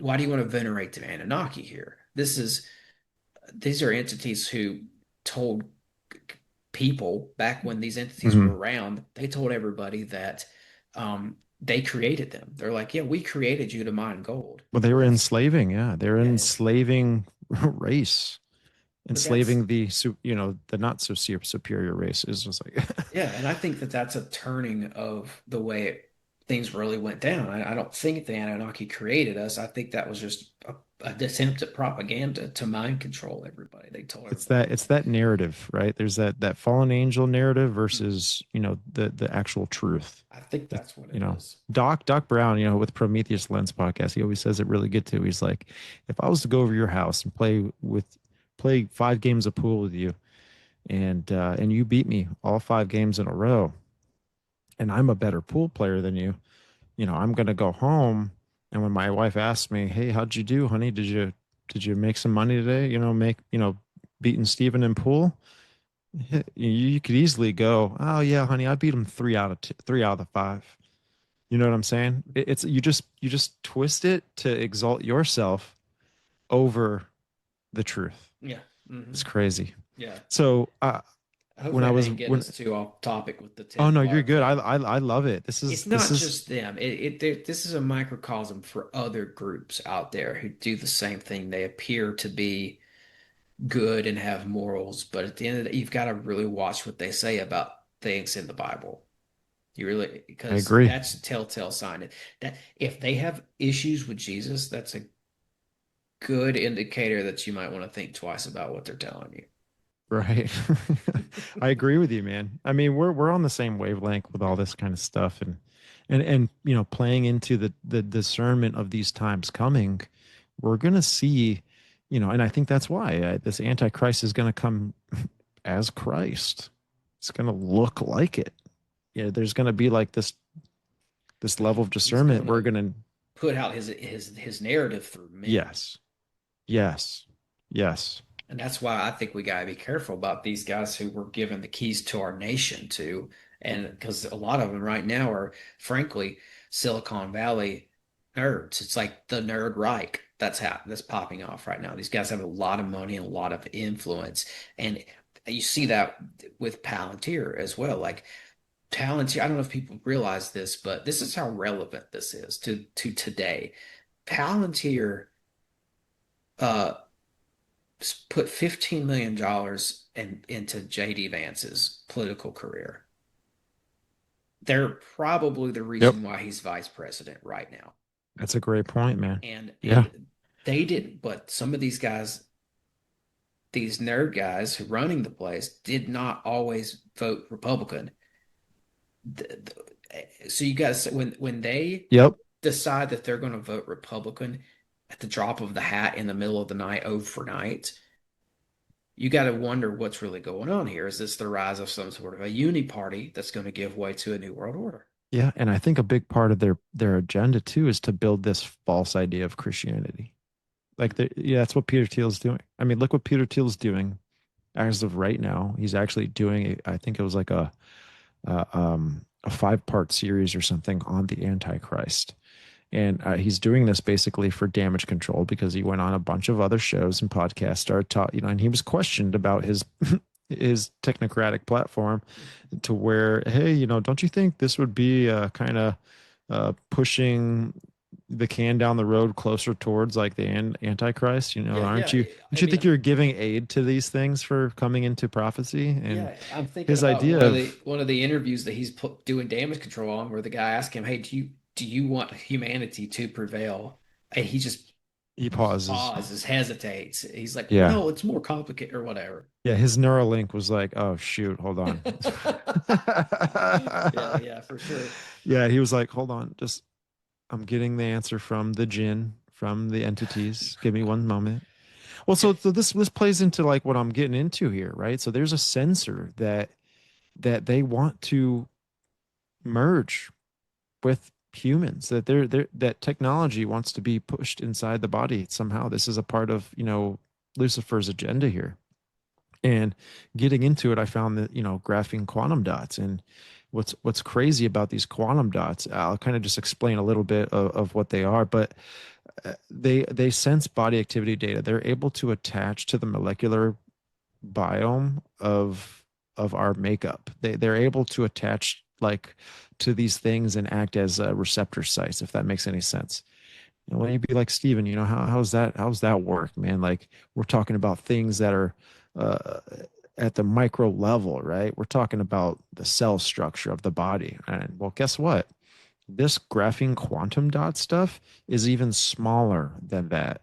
When you take, for example, the the size of the red blood cell in the body, the size of the red blood cell in the body ranges in diameter to for around 30,000 nanometers in diameter, which is the width of, from one side to the other.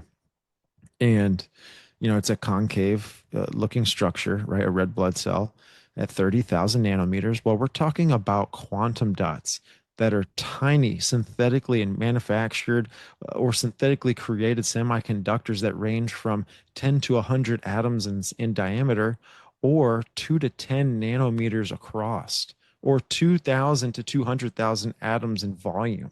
Like these quantum dots, they're similar to naturally occurring molecules, but they have optical electrical properties. They're like little tiny just microchips, dude.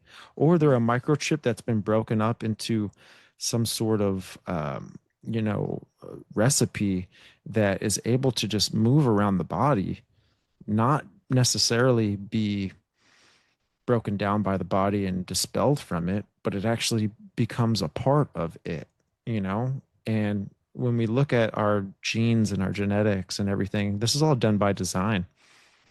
God is the ultimate scientist, right? Mad scientist, if you want to get like he created these things to in his image. And what I see what's going on, at least with technologies, they're trying to create something in their own image that will somehow want to be put into the human body to once it's in there, it's a part of it. It's almost like when we take things, you know, for example, right, like young kids, they get these medical procedures done in their arms throughout their development stage to make them immune to certain things, and it stays with them forever. A lot of these things are like dead viruses and stuff, and they go in there and your body just builds an army against it, but the dead virus is a part of you forever. You know what yeah, I'm saying? yeah. And I saw something the other day about um, I think it's Lady Gaga's boyfriend has some sort of a company with concerning these type of matters. And I'll let you continue, but it's Hmm. like studying how you can put something in your body and how it will affect your body in long term and short term situations. Yeah. Right. So Hmm. that's got to be a part of all this that they're studying, right? They want to know what can we do what by putting this in the body? How's the body going to react to it?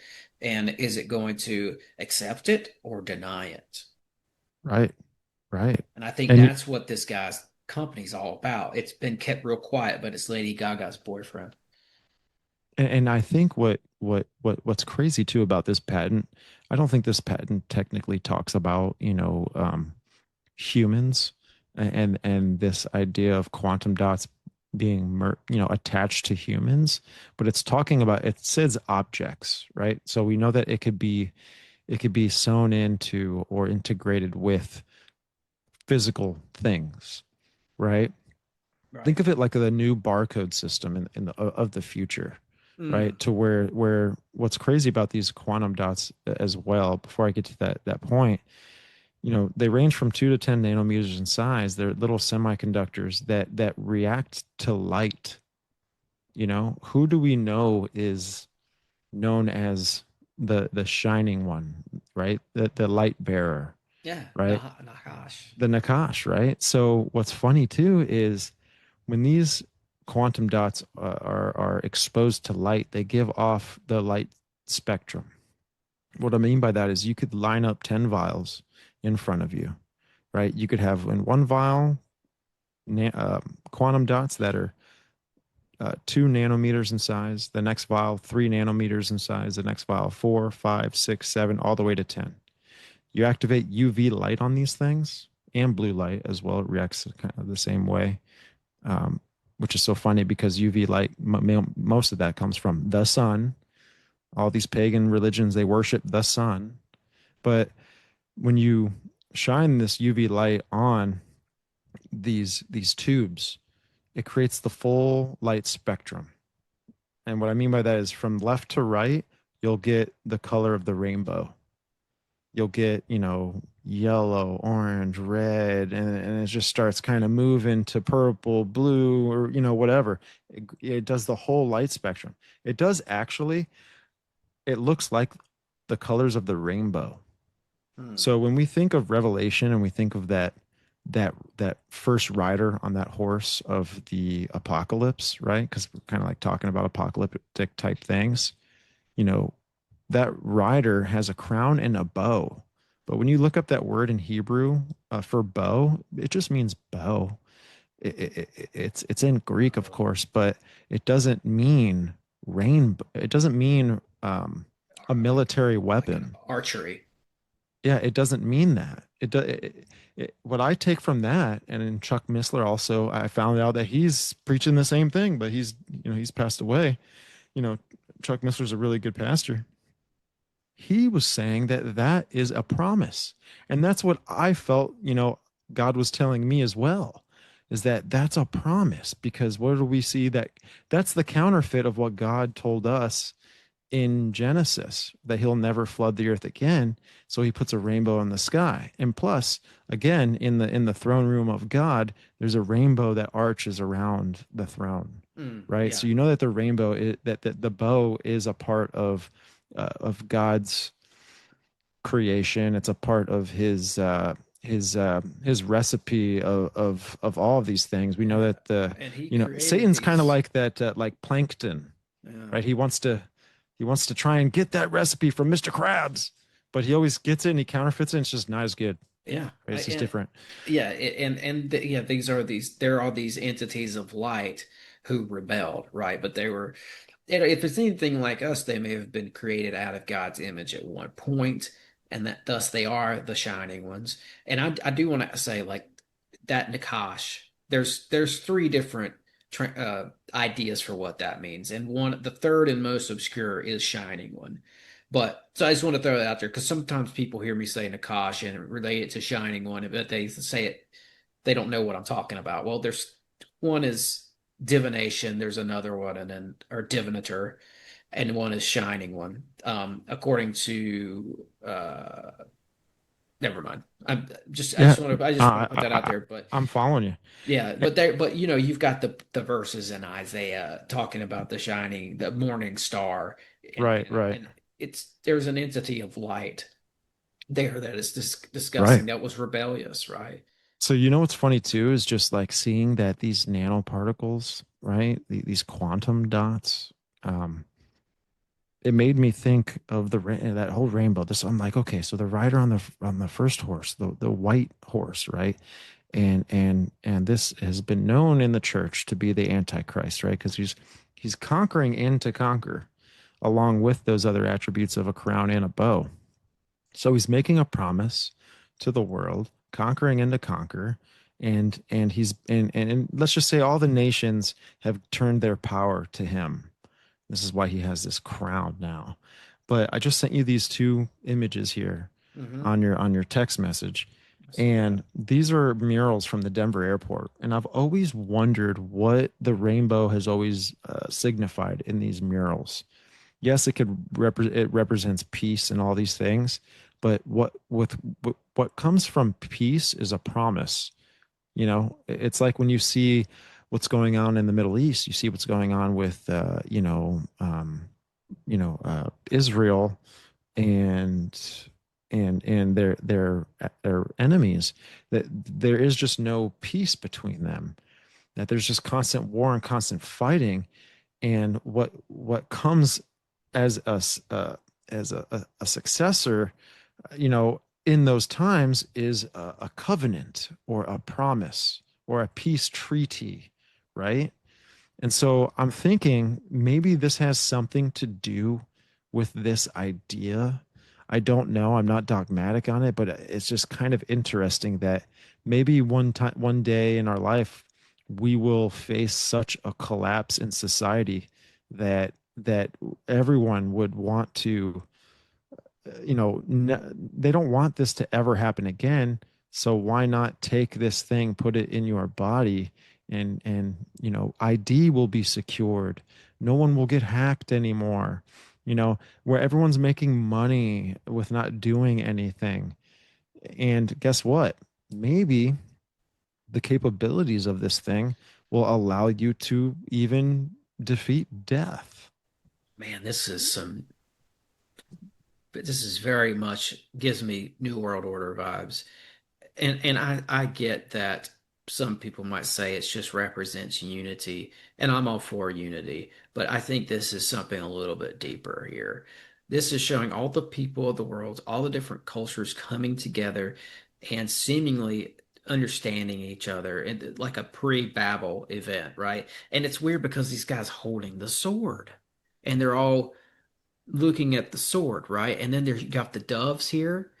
Doves are associated with ancient goddess worship, Mm-hmm. mainly the ancient goddess who was known as Ishtar Inanna.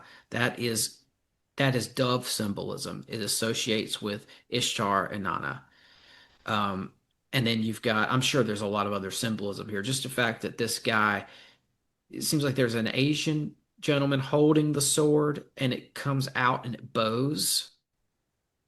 One thing I want to point out too, look at the flags wrapping the weapons of each country.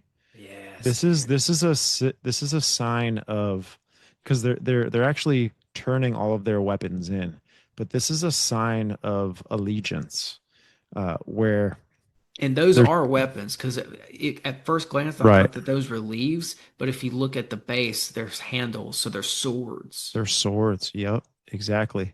Now here's an interesting thing too. I don't know if you can go and find that one other I rainbow got it. image that I sent you. I think I've got it. Real quick. So this image here looks like even an apotheosis Hmm. ritual taking place, where right you got the death of this pre apocalyptic time. It looks like he's holding an AK-47 or something, maybe, or so, I don't know, but he's dead. And then what everyone is worshiping after that is probably this new creation of this thing.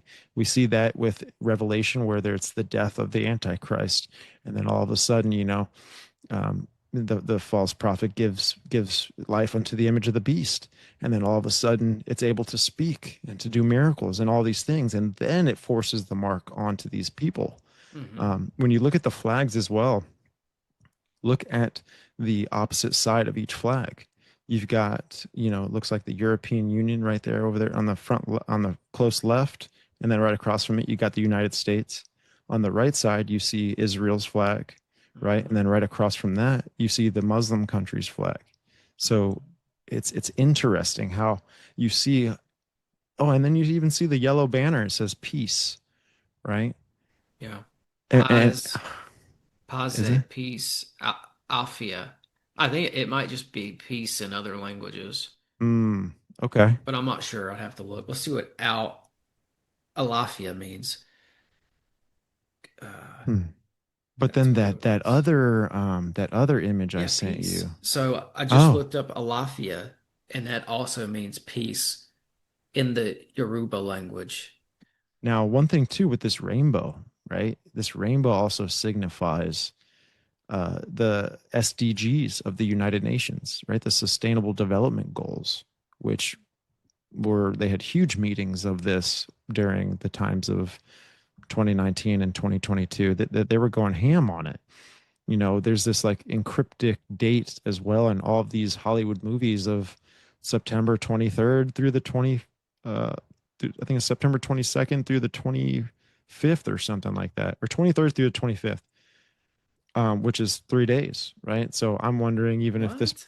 yeah, which is like, I'm wondering even if this idea of this Antichrist, if that's that's signifying this 3 days of being in the tomb and then raising from the dead. Right. Again, people are Like gonna, the inverted, the yes, bastardized version of it, of course. Yes. yeah, yeah, Yeah, yeah, yeah, yeah. Satan is using symbolism as well, or right, the dark forces are yes, using it because it's hard to right. pinpoint who this Satan character is. I think there's a couple of them.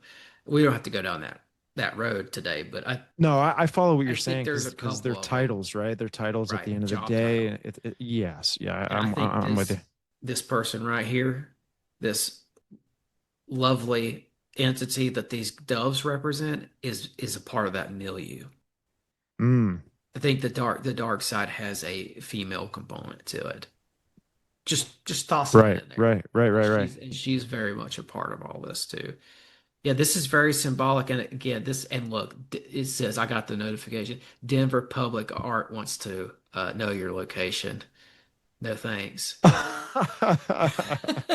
This is, but yeah, this is the Denver airport, right? Is that what This is the Denver Airport mural. Yeah. the Now the the the other one that famous or infamous Denver airport? The weirdness with this place never ceases to amaze me. I mean, they've right, got the tunnels underground. They've got tunnels from this airport that go up to Cheyenne, Wyoming. right. And what I think those tunnels are and those underground cities and those bunkers, when you read in Revelation 6, I believe it is, where it talks about the tribulation, which I think all the tribulation is going to happen, and then this stuff will happen, because that's kind of like that it's kind of like that alchemical fire, where then out of that, this antichrist is going to, establish his authority in all of this, um, or vice versa. I can't, I don't really know exactly, but what's interesting is, it's the Freemason, it's the New World Airport, right? Lucifer is also out in front of the Denver airport, right?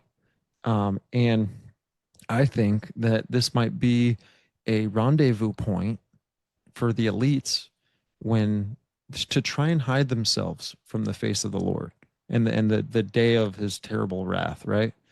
Uh, because it says in Revelation, it says that these elites, the mighty men, the captains, the rich men, that they go and they hide themselves and they cover themselves in the mountains to Well, hide themselves from the great and terrible day and of the that's Lord. right outside of Denver. I mean, Denver's in the mountains. Right? Exactly. So look right here. You see that peace dove, right? Yeah, there's the Um, dove. but what gets me most too, right? We have the rainbow again, but also is that's a scimitar sword. So I want you to look up this thing here as well. It's called Um, the Abraham Accords coin, and Do you on want me that, to yeah, you go could ahead? even, yeah, you could pull it up too, because it's going to be mind blowing, dude. Because all of this symbolism that we're kind of talking about and checking out, it's all in this coin, and this Okay. coin, Well, um, let's jump to yeah, that in a second because there's I just want to give you your time to talk about this image before I get it off the screen because this is surprisingly more apocalyptic than I think I've given it credit for at past viewers, past times where I've viewed it, right? I've seen it before. I've browsed this whole Denver airport nonsense. This is way more apocalyptic than I think I've given it credit for in the past. You know, you've got some sort of a nefarious figure here with either a gas mask or is a skull, a skeleton man. I don't even know what, but you've got people hiding from it. You've got the war-torn city here. It looks like he's rising up out of a place that's been bombed all to hell, like a war zone. And you've got these people, it looks like what you see in war-torn countries, you see long lines of people walking down a road trying to get out of the area. And then right. you've got this, it's enveloped, this bringer of death, this apocalyptic It's a pale color icon as well. of death. Yes, this figure is almost enveloped in this rainbow. It's telling you, like, you don't get Mm, this until you get this. This right, is the we talked about this earlier in the show where it's like they want to bring everything down. They want to crash everything. They want chaos before they bloom their new plans. right. Order out of chaos, right, or We're out of something like that. chaos. Yeah, That's what I see here, partially in this. Right? There's other absolutely, things. There's other things. absolutely.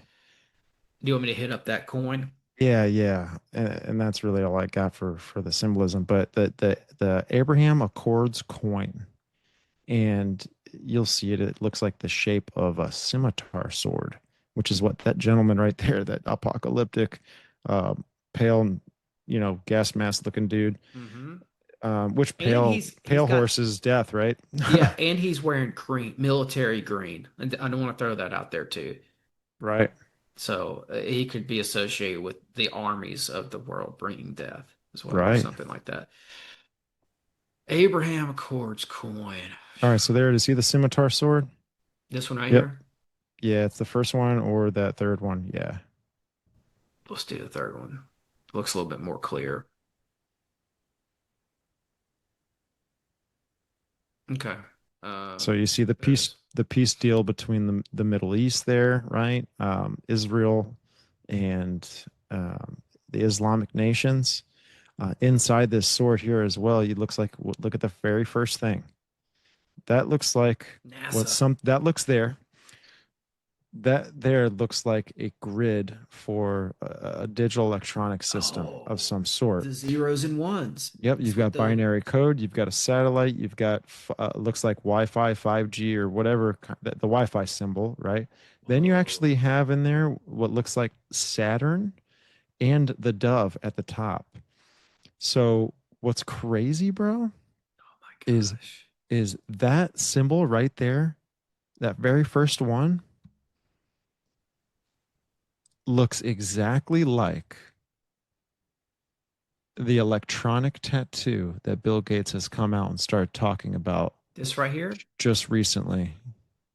Yep. the one that's closest to the handle. It looks so eerily similar to this electronic tattoo that Bill Gates has been talking about Oh, you're in blowing the my past mind, dude. 4 weeks, dude. And it is mind blowing, dude. Because and this brings up too where I read this in off MSN, and it was posted a month ago, but in the title it says Bill Gates declares the end of the smartphone era and unveils its surprising replacement. Now, before I get into this article, dude, uh, you know, I remember watching the World Economic Forum having a huge uh, I mean, it was like a big conference up there in Davos. And I remember listening and watching the CEO for Nokia talk about that the future of cell phones is going to be in our bodies by 2030. He said this, he's 2030 again. by 2030, right? And I was like, oh my goodness, what does that mean? But I'm with reading telling you, this article Stephen, here, I'm like, okay, I mean, it's coming. it's five. That's what I said, that they've got 5 years to do Hmm. all this stuff. It's ample time for them. And like, what is this doing on a Donald Trump coin? Like, this I know, is totally, and I know I've said this a lot, guys. Forgive me. I've said New World Order probably too many times this show, but that's what it is. That's what it is. One right? world order. Maybe I'll switch up and say one instead of new. This Right. is some one world order stuff, man. I mean, you've got NASA on here. You've got the Dove. You got your Ishtar on there. You've got the Hmm. Wi-Fi. You've got the zeros and ones. That's what these guys were. If you go back and you look at what the internet Look at the actually heart. is, Look at the heart with the heart, heartbeat in it. heartbeat, and Body yet, activity data. and this is, yeah, the freaking thing is connected to the heart, the microchip, the computer chip network thing, the Bill Gates tattoo That thing is even looks like a connected to the ripple heart. symbol right there, right next to it. See the three little, it looks like the little three circles right there, Yeah. just to the right of the heart. It almost looks like a ripple symbol. Ripple being Yeah. XRP, XRP being the possible, Yep. ultimate stable coin that's going to be used to function all of the other stable coins. It's crazy, Man, man. bro. And I was so hesitant about earlier this year, I was so hesitant about Trump ushering in this kind of stuff.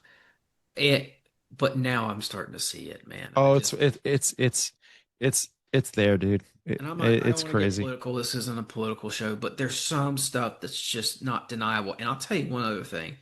He really took me off with the Epstein thing. Oh And yeah. and Well, you it's know like, why? Because I think Epstein was funding the stuff that we're talking about right now. bam. Epstein was funding not only that, but how to literally get deeper into he was funding all kinds of MKUltra projects, but he wanted to fund and see if there is an end goal for this ultimate MKUltra agenda, right? Relating, because this is part of the satanic agenda. This is part of the Antichrist agenda, is they're using these people to build these platforms so that when the Antichrist does come, he just kind of comes in and just, sits in the chair, Yeah. right? But if you think about it, even when I was talking about earlier with the MK Ultra aspect of things, they went from, hitting you on the sensory system, then they went to inducing you with drugs, then they went to induce, getting the occult aspect into it. And again, that didn't destroy all the other, ways they were implementing, mind control. It was just now all three of those are tied in together. But the last thing I think that they want to do is put a piece of technology in your body to where they could just flip a switch, and now all four of those things function together in one big ecosystem, you Mm. know? Yeah, it's the convergence. Yeah. So Um, in this article, it says, I'll just read it real quick. It says, in a bold prediction that's making waves across the tech world, Microsoft founder Bill Gates has suggested that smartphones could soon be obsolete, replaced by an entirely new kind of technology. Forget everything you know about handheld devices. Gates envisions a future where electronic tattoos become the norm, right? Then it talks about the decline of smartphones. Smartphones have been an indispensable part of our lives for over a decade. From checking emails to scrolling through social media and navigating our daily routines, these devices have shaped how we interact with the world. But Gates believes this era is nearing its end. According to Medium, Gates points to electronic tattoos developed by Chaotic Moon and a later acquired by Accenture as the next big leap in personal technology. Instead of holding a phone in your hands, these tattoos could allow us to communicate, access the internet, and even monitor our health without a screen in sight. So, what was I saying? Body activity data, right? body First of all, activity dude, data. that right there looks like a rainbow, bro. I was getting ready to say that. I'm like, Oh my I know goodness. that's like a nice little. Oh There's one of the synchronicities of that's happening here. Everybody can view. Yeah, so here you go, man. Like Lady Gaga dates a guy named Polanski, right? Of course he's named Polanski. Um, there's not much about him online, but he's listed as CEO of a group claiming to have a cure for cancer and a method of curing cancer called immunotherapy. It seems like it's a jab thing, right? Um, and they make the immune system change to kill the virus. But forget about the cancer part. What they're studying is how to make the immune system change, Hmm. right? So this is just more weird stuff, Oh right? yeah. So Oh yeah, dude. Oh, and then, dude, it gets so much. I swear, everything that I've been researching, because I believe God put me on this rabbit hole, man, and everything is just becoming even more confirmed in this article. It says here, so how do these tattoos work? You might be wondering what exactly are electronic tattoos. Well, think of them as temporary skin applications, temporary, right? Because they get dissolved into your body that use smart ink filled with nano capacitors. These tattoos can communicate with surrounding devices, aka the Internet of Things, letting you do things like send messages, browse the web, or even unlock doors, all with a swipe or a gesture. Beyond communication, these tattoos could also monitor vital signs like your heart rate, body temperature, and even detect potential health issues before they become serious. They are, in essence, a health tracker and a communication tool rolled into one. And the best part, they're invisible, meaning no more holding a phone or carrying a bulky device around. It's a seamless experience where technology becomes a part of you, not something you carry. Dude, that confirms what Klaus Schwab was saying. He's like, genetic editing doesn't change what you're doing, but it changes who you are, right? Like it's crazy. It yeah, becomes a part of you, yeah, you and know? this is what we were talking about too with not letting these billionaire CEOs start telling us what's what and running the country. That's look at what happens when you let somebody like this have any kind of influence and control. Look at what Bill Gates, look at what he wants us to do. He's eradicate non-compliance with Agenda 2030. Like, come on, it's right. It's spelled out. This is spelled out for you. Like Oh yeah. Rockefeller did it back in his day. Guys like Bill Gates are trying to do it today. We've got to shut these guys down. We cannot comply with these people. Oh yeah, and look at what they're kind of conditioning us to as well. They're conditioning us with the Ray-Ban Oculus glasses. They're conditioning us with Oculus video game technology to where what I'm saying is they're giving us the perception optically to give us the feel of what it will be like when these things are integrated with our bodies. It will come through our optical, illusion there to where that's what we'll see. I'll Yeah. see a phone call from Tim Constantine and I can just look at and think, hit answer, and it'll answer it for me. It's going to work with our neural pathways and it's going to work with every function of our body because now it becomes a part of our body. But here's the catch. I started doing a little bit more research on this because I was like, those that have the mark of the beast end up building up some sort of sore or some sort of adverse event or allergic reaction to this thing, right? Because I see that because in a way, it's a bowl of wrath from God. But I'm like, okay, that could be allegory for something that happens because of a reaction to us taking something, aka a pathophysiological reaction, right? You smoke. When you smoke, your lungs have a negative reaction to that because it's only supposed to be air coming in and out, right? Nitrogen, oxygen, some things of carbon. But that's what it was designed for. But when you put something in your body that it wasn't designed to take in, your body goes through, aka like an immune response or a reverse reaction. It's when like the cell starts to just refute what's going on and it like starts mutating, right?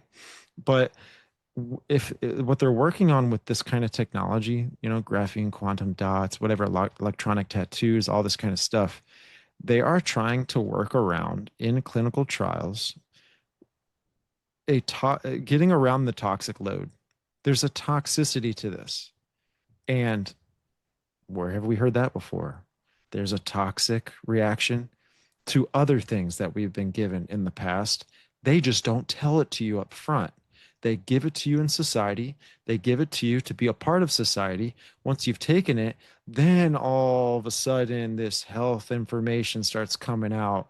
That's why that's why when you're on TV and you see these commercials, hey, if you've ever taken this in the past, you'll be able to fall under compensation and just call this number right now, right? It's like they don't tell you these things, but they exist.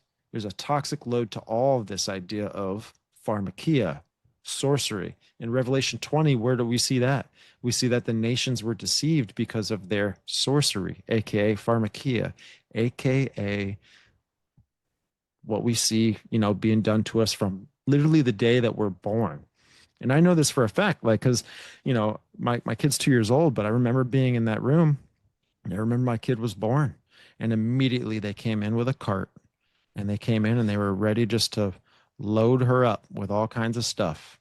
And that goes back to this other patent that I was talking about, right?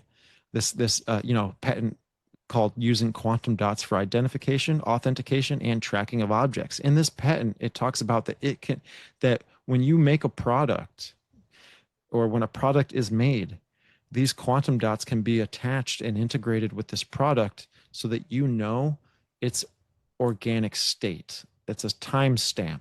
It's like a birth certificate for this thing. And it secures the identity of it, where basically, when it was produced, what manufacturing company it came from, and that it is legit. It's crazy because we're going to be thrown into some sort of chaos event here to where they're going to need to push this ID system. They're going to need to push this authentication system.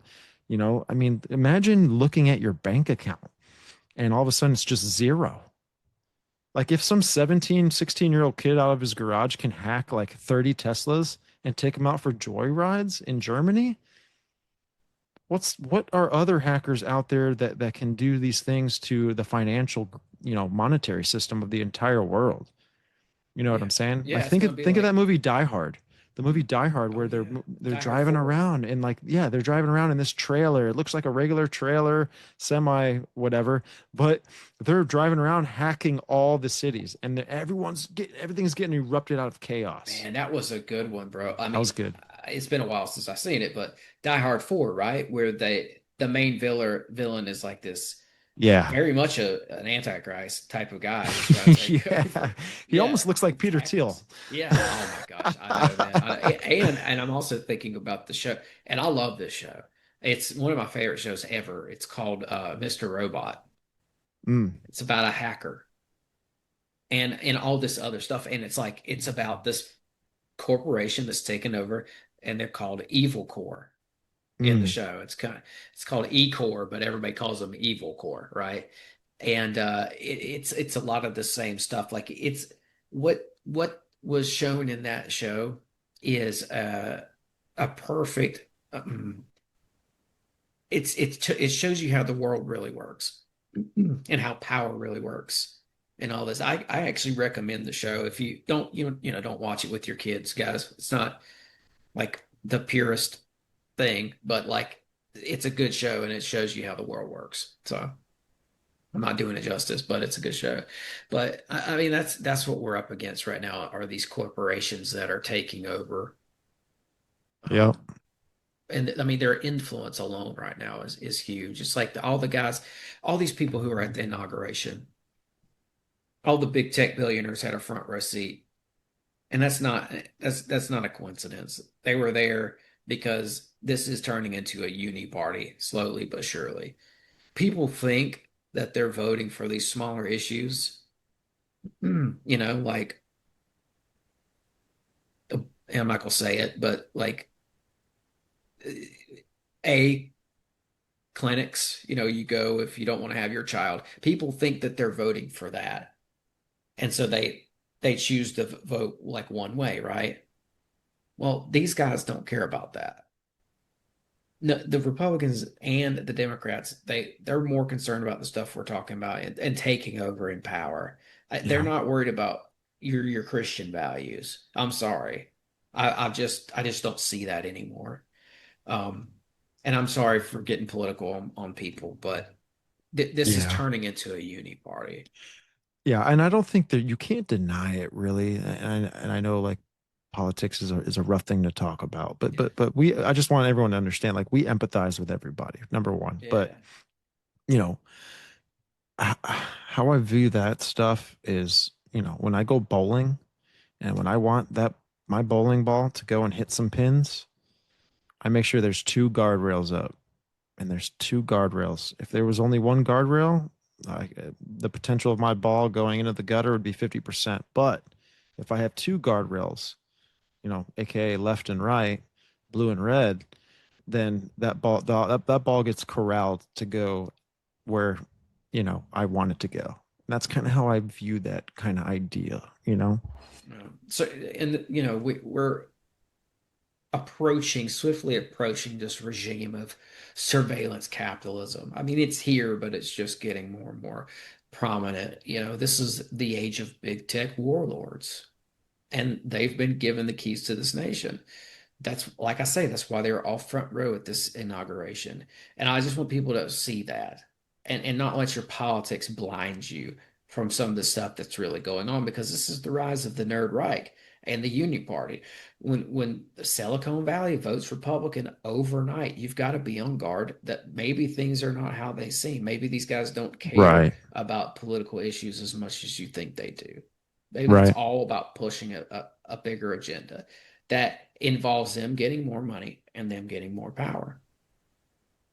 Exactly, man. That's it, man. You know, so it's going to get weird. It is.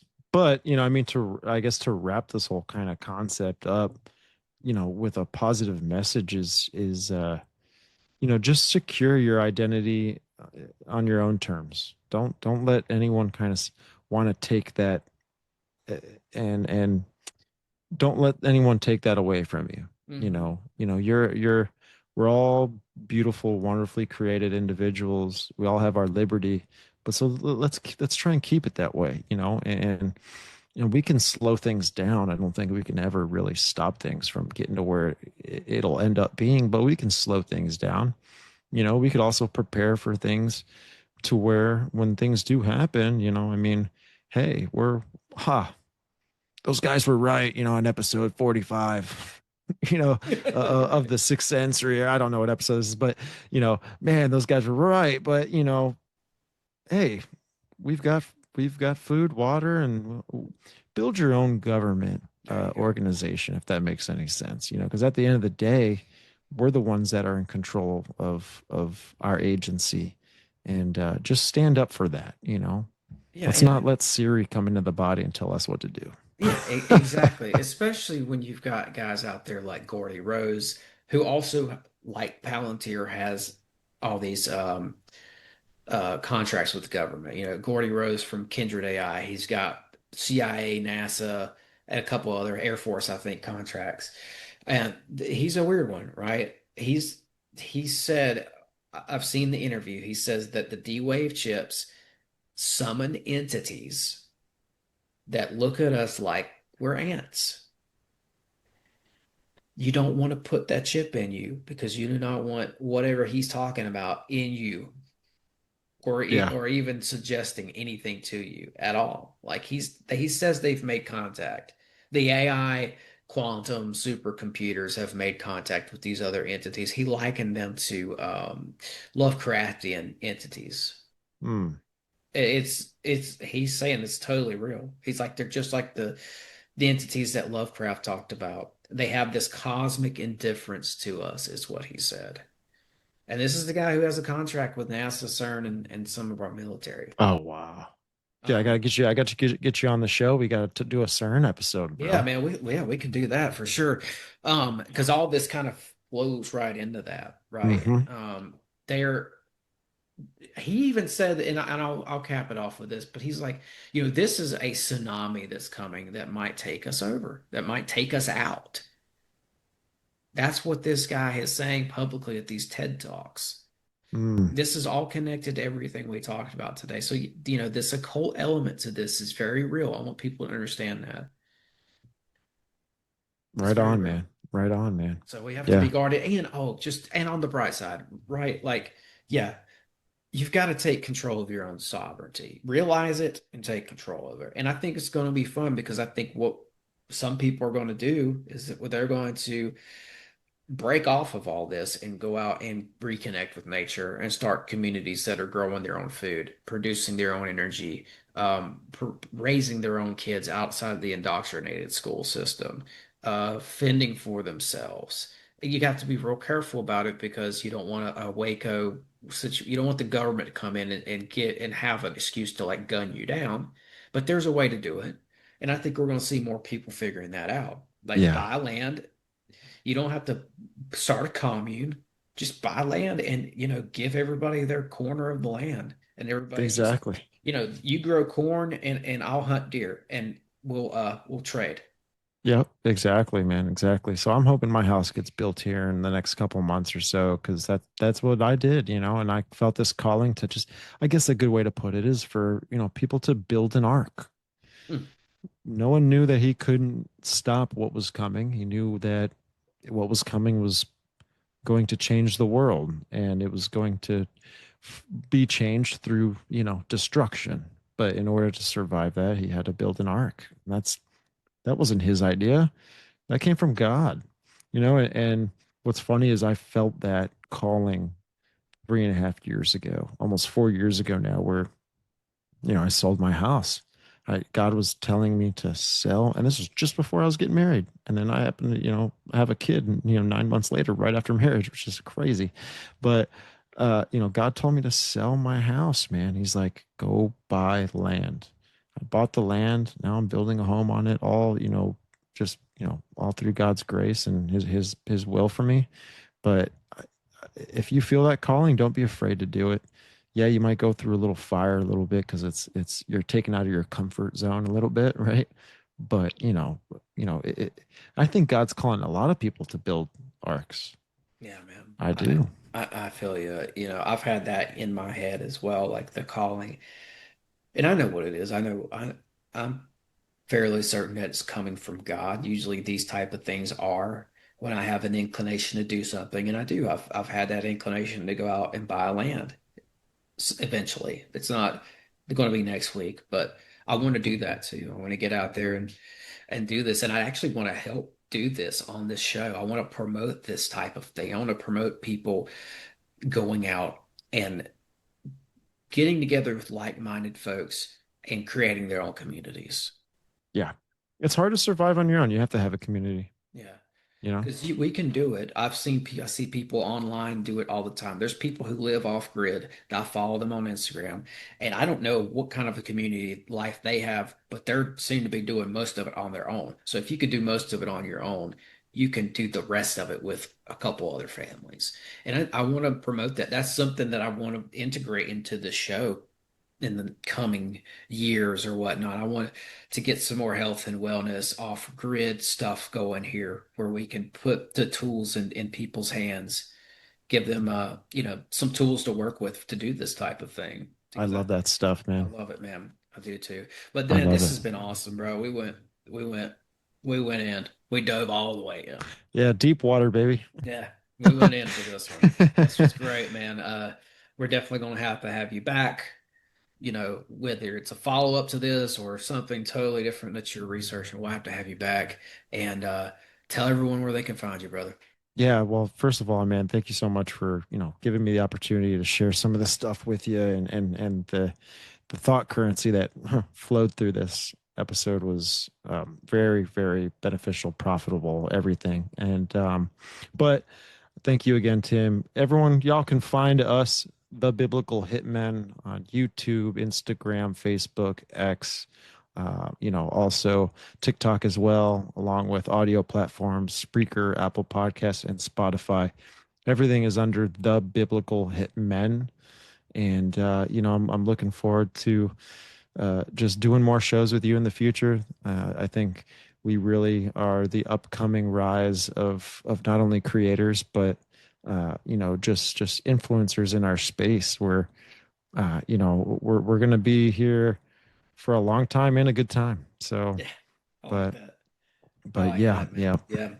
Yeah. Okay. Well, yeah, I'm happy with this one. So I'm rolling out on a high note, man. This has been awesome. So we'll do it again. Everybody have that to look forward to. And as always, break the mold, conquer the realm, and thanks for listening.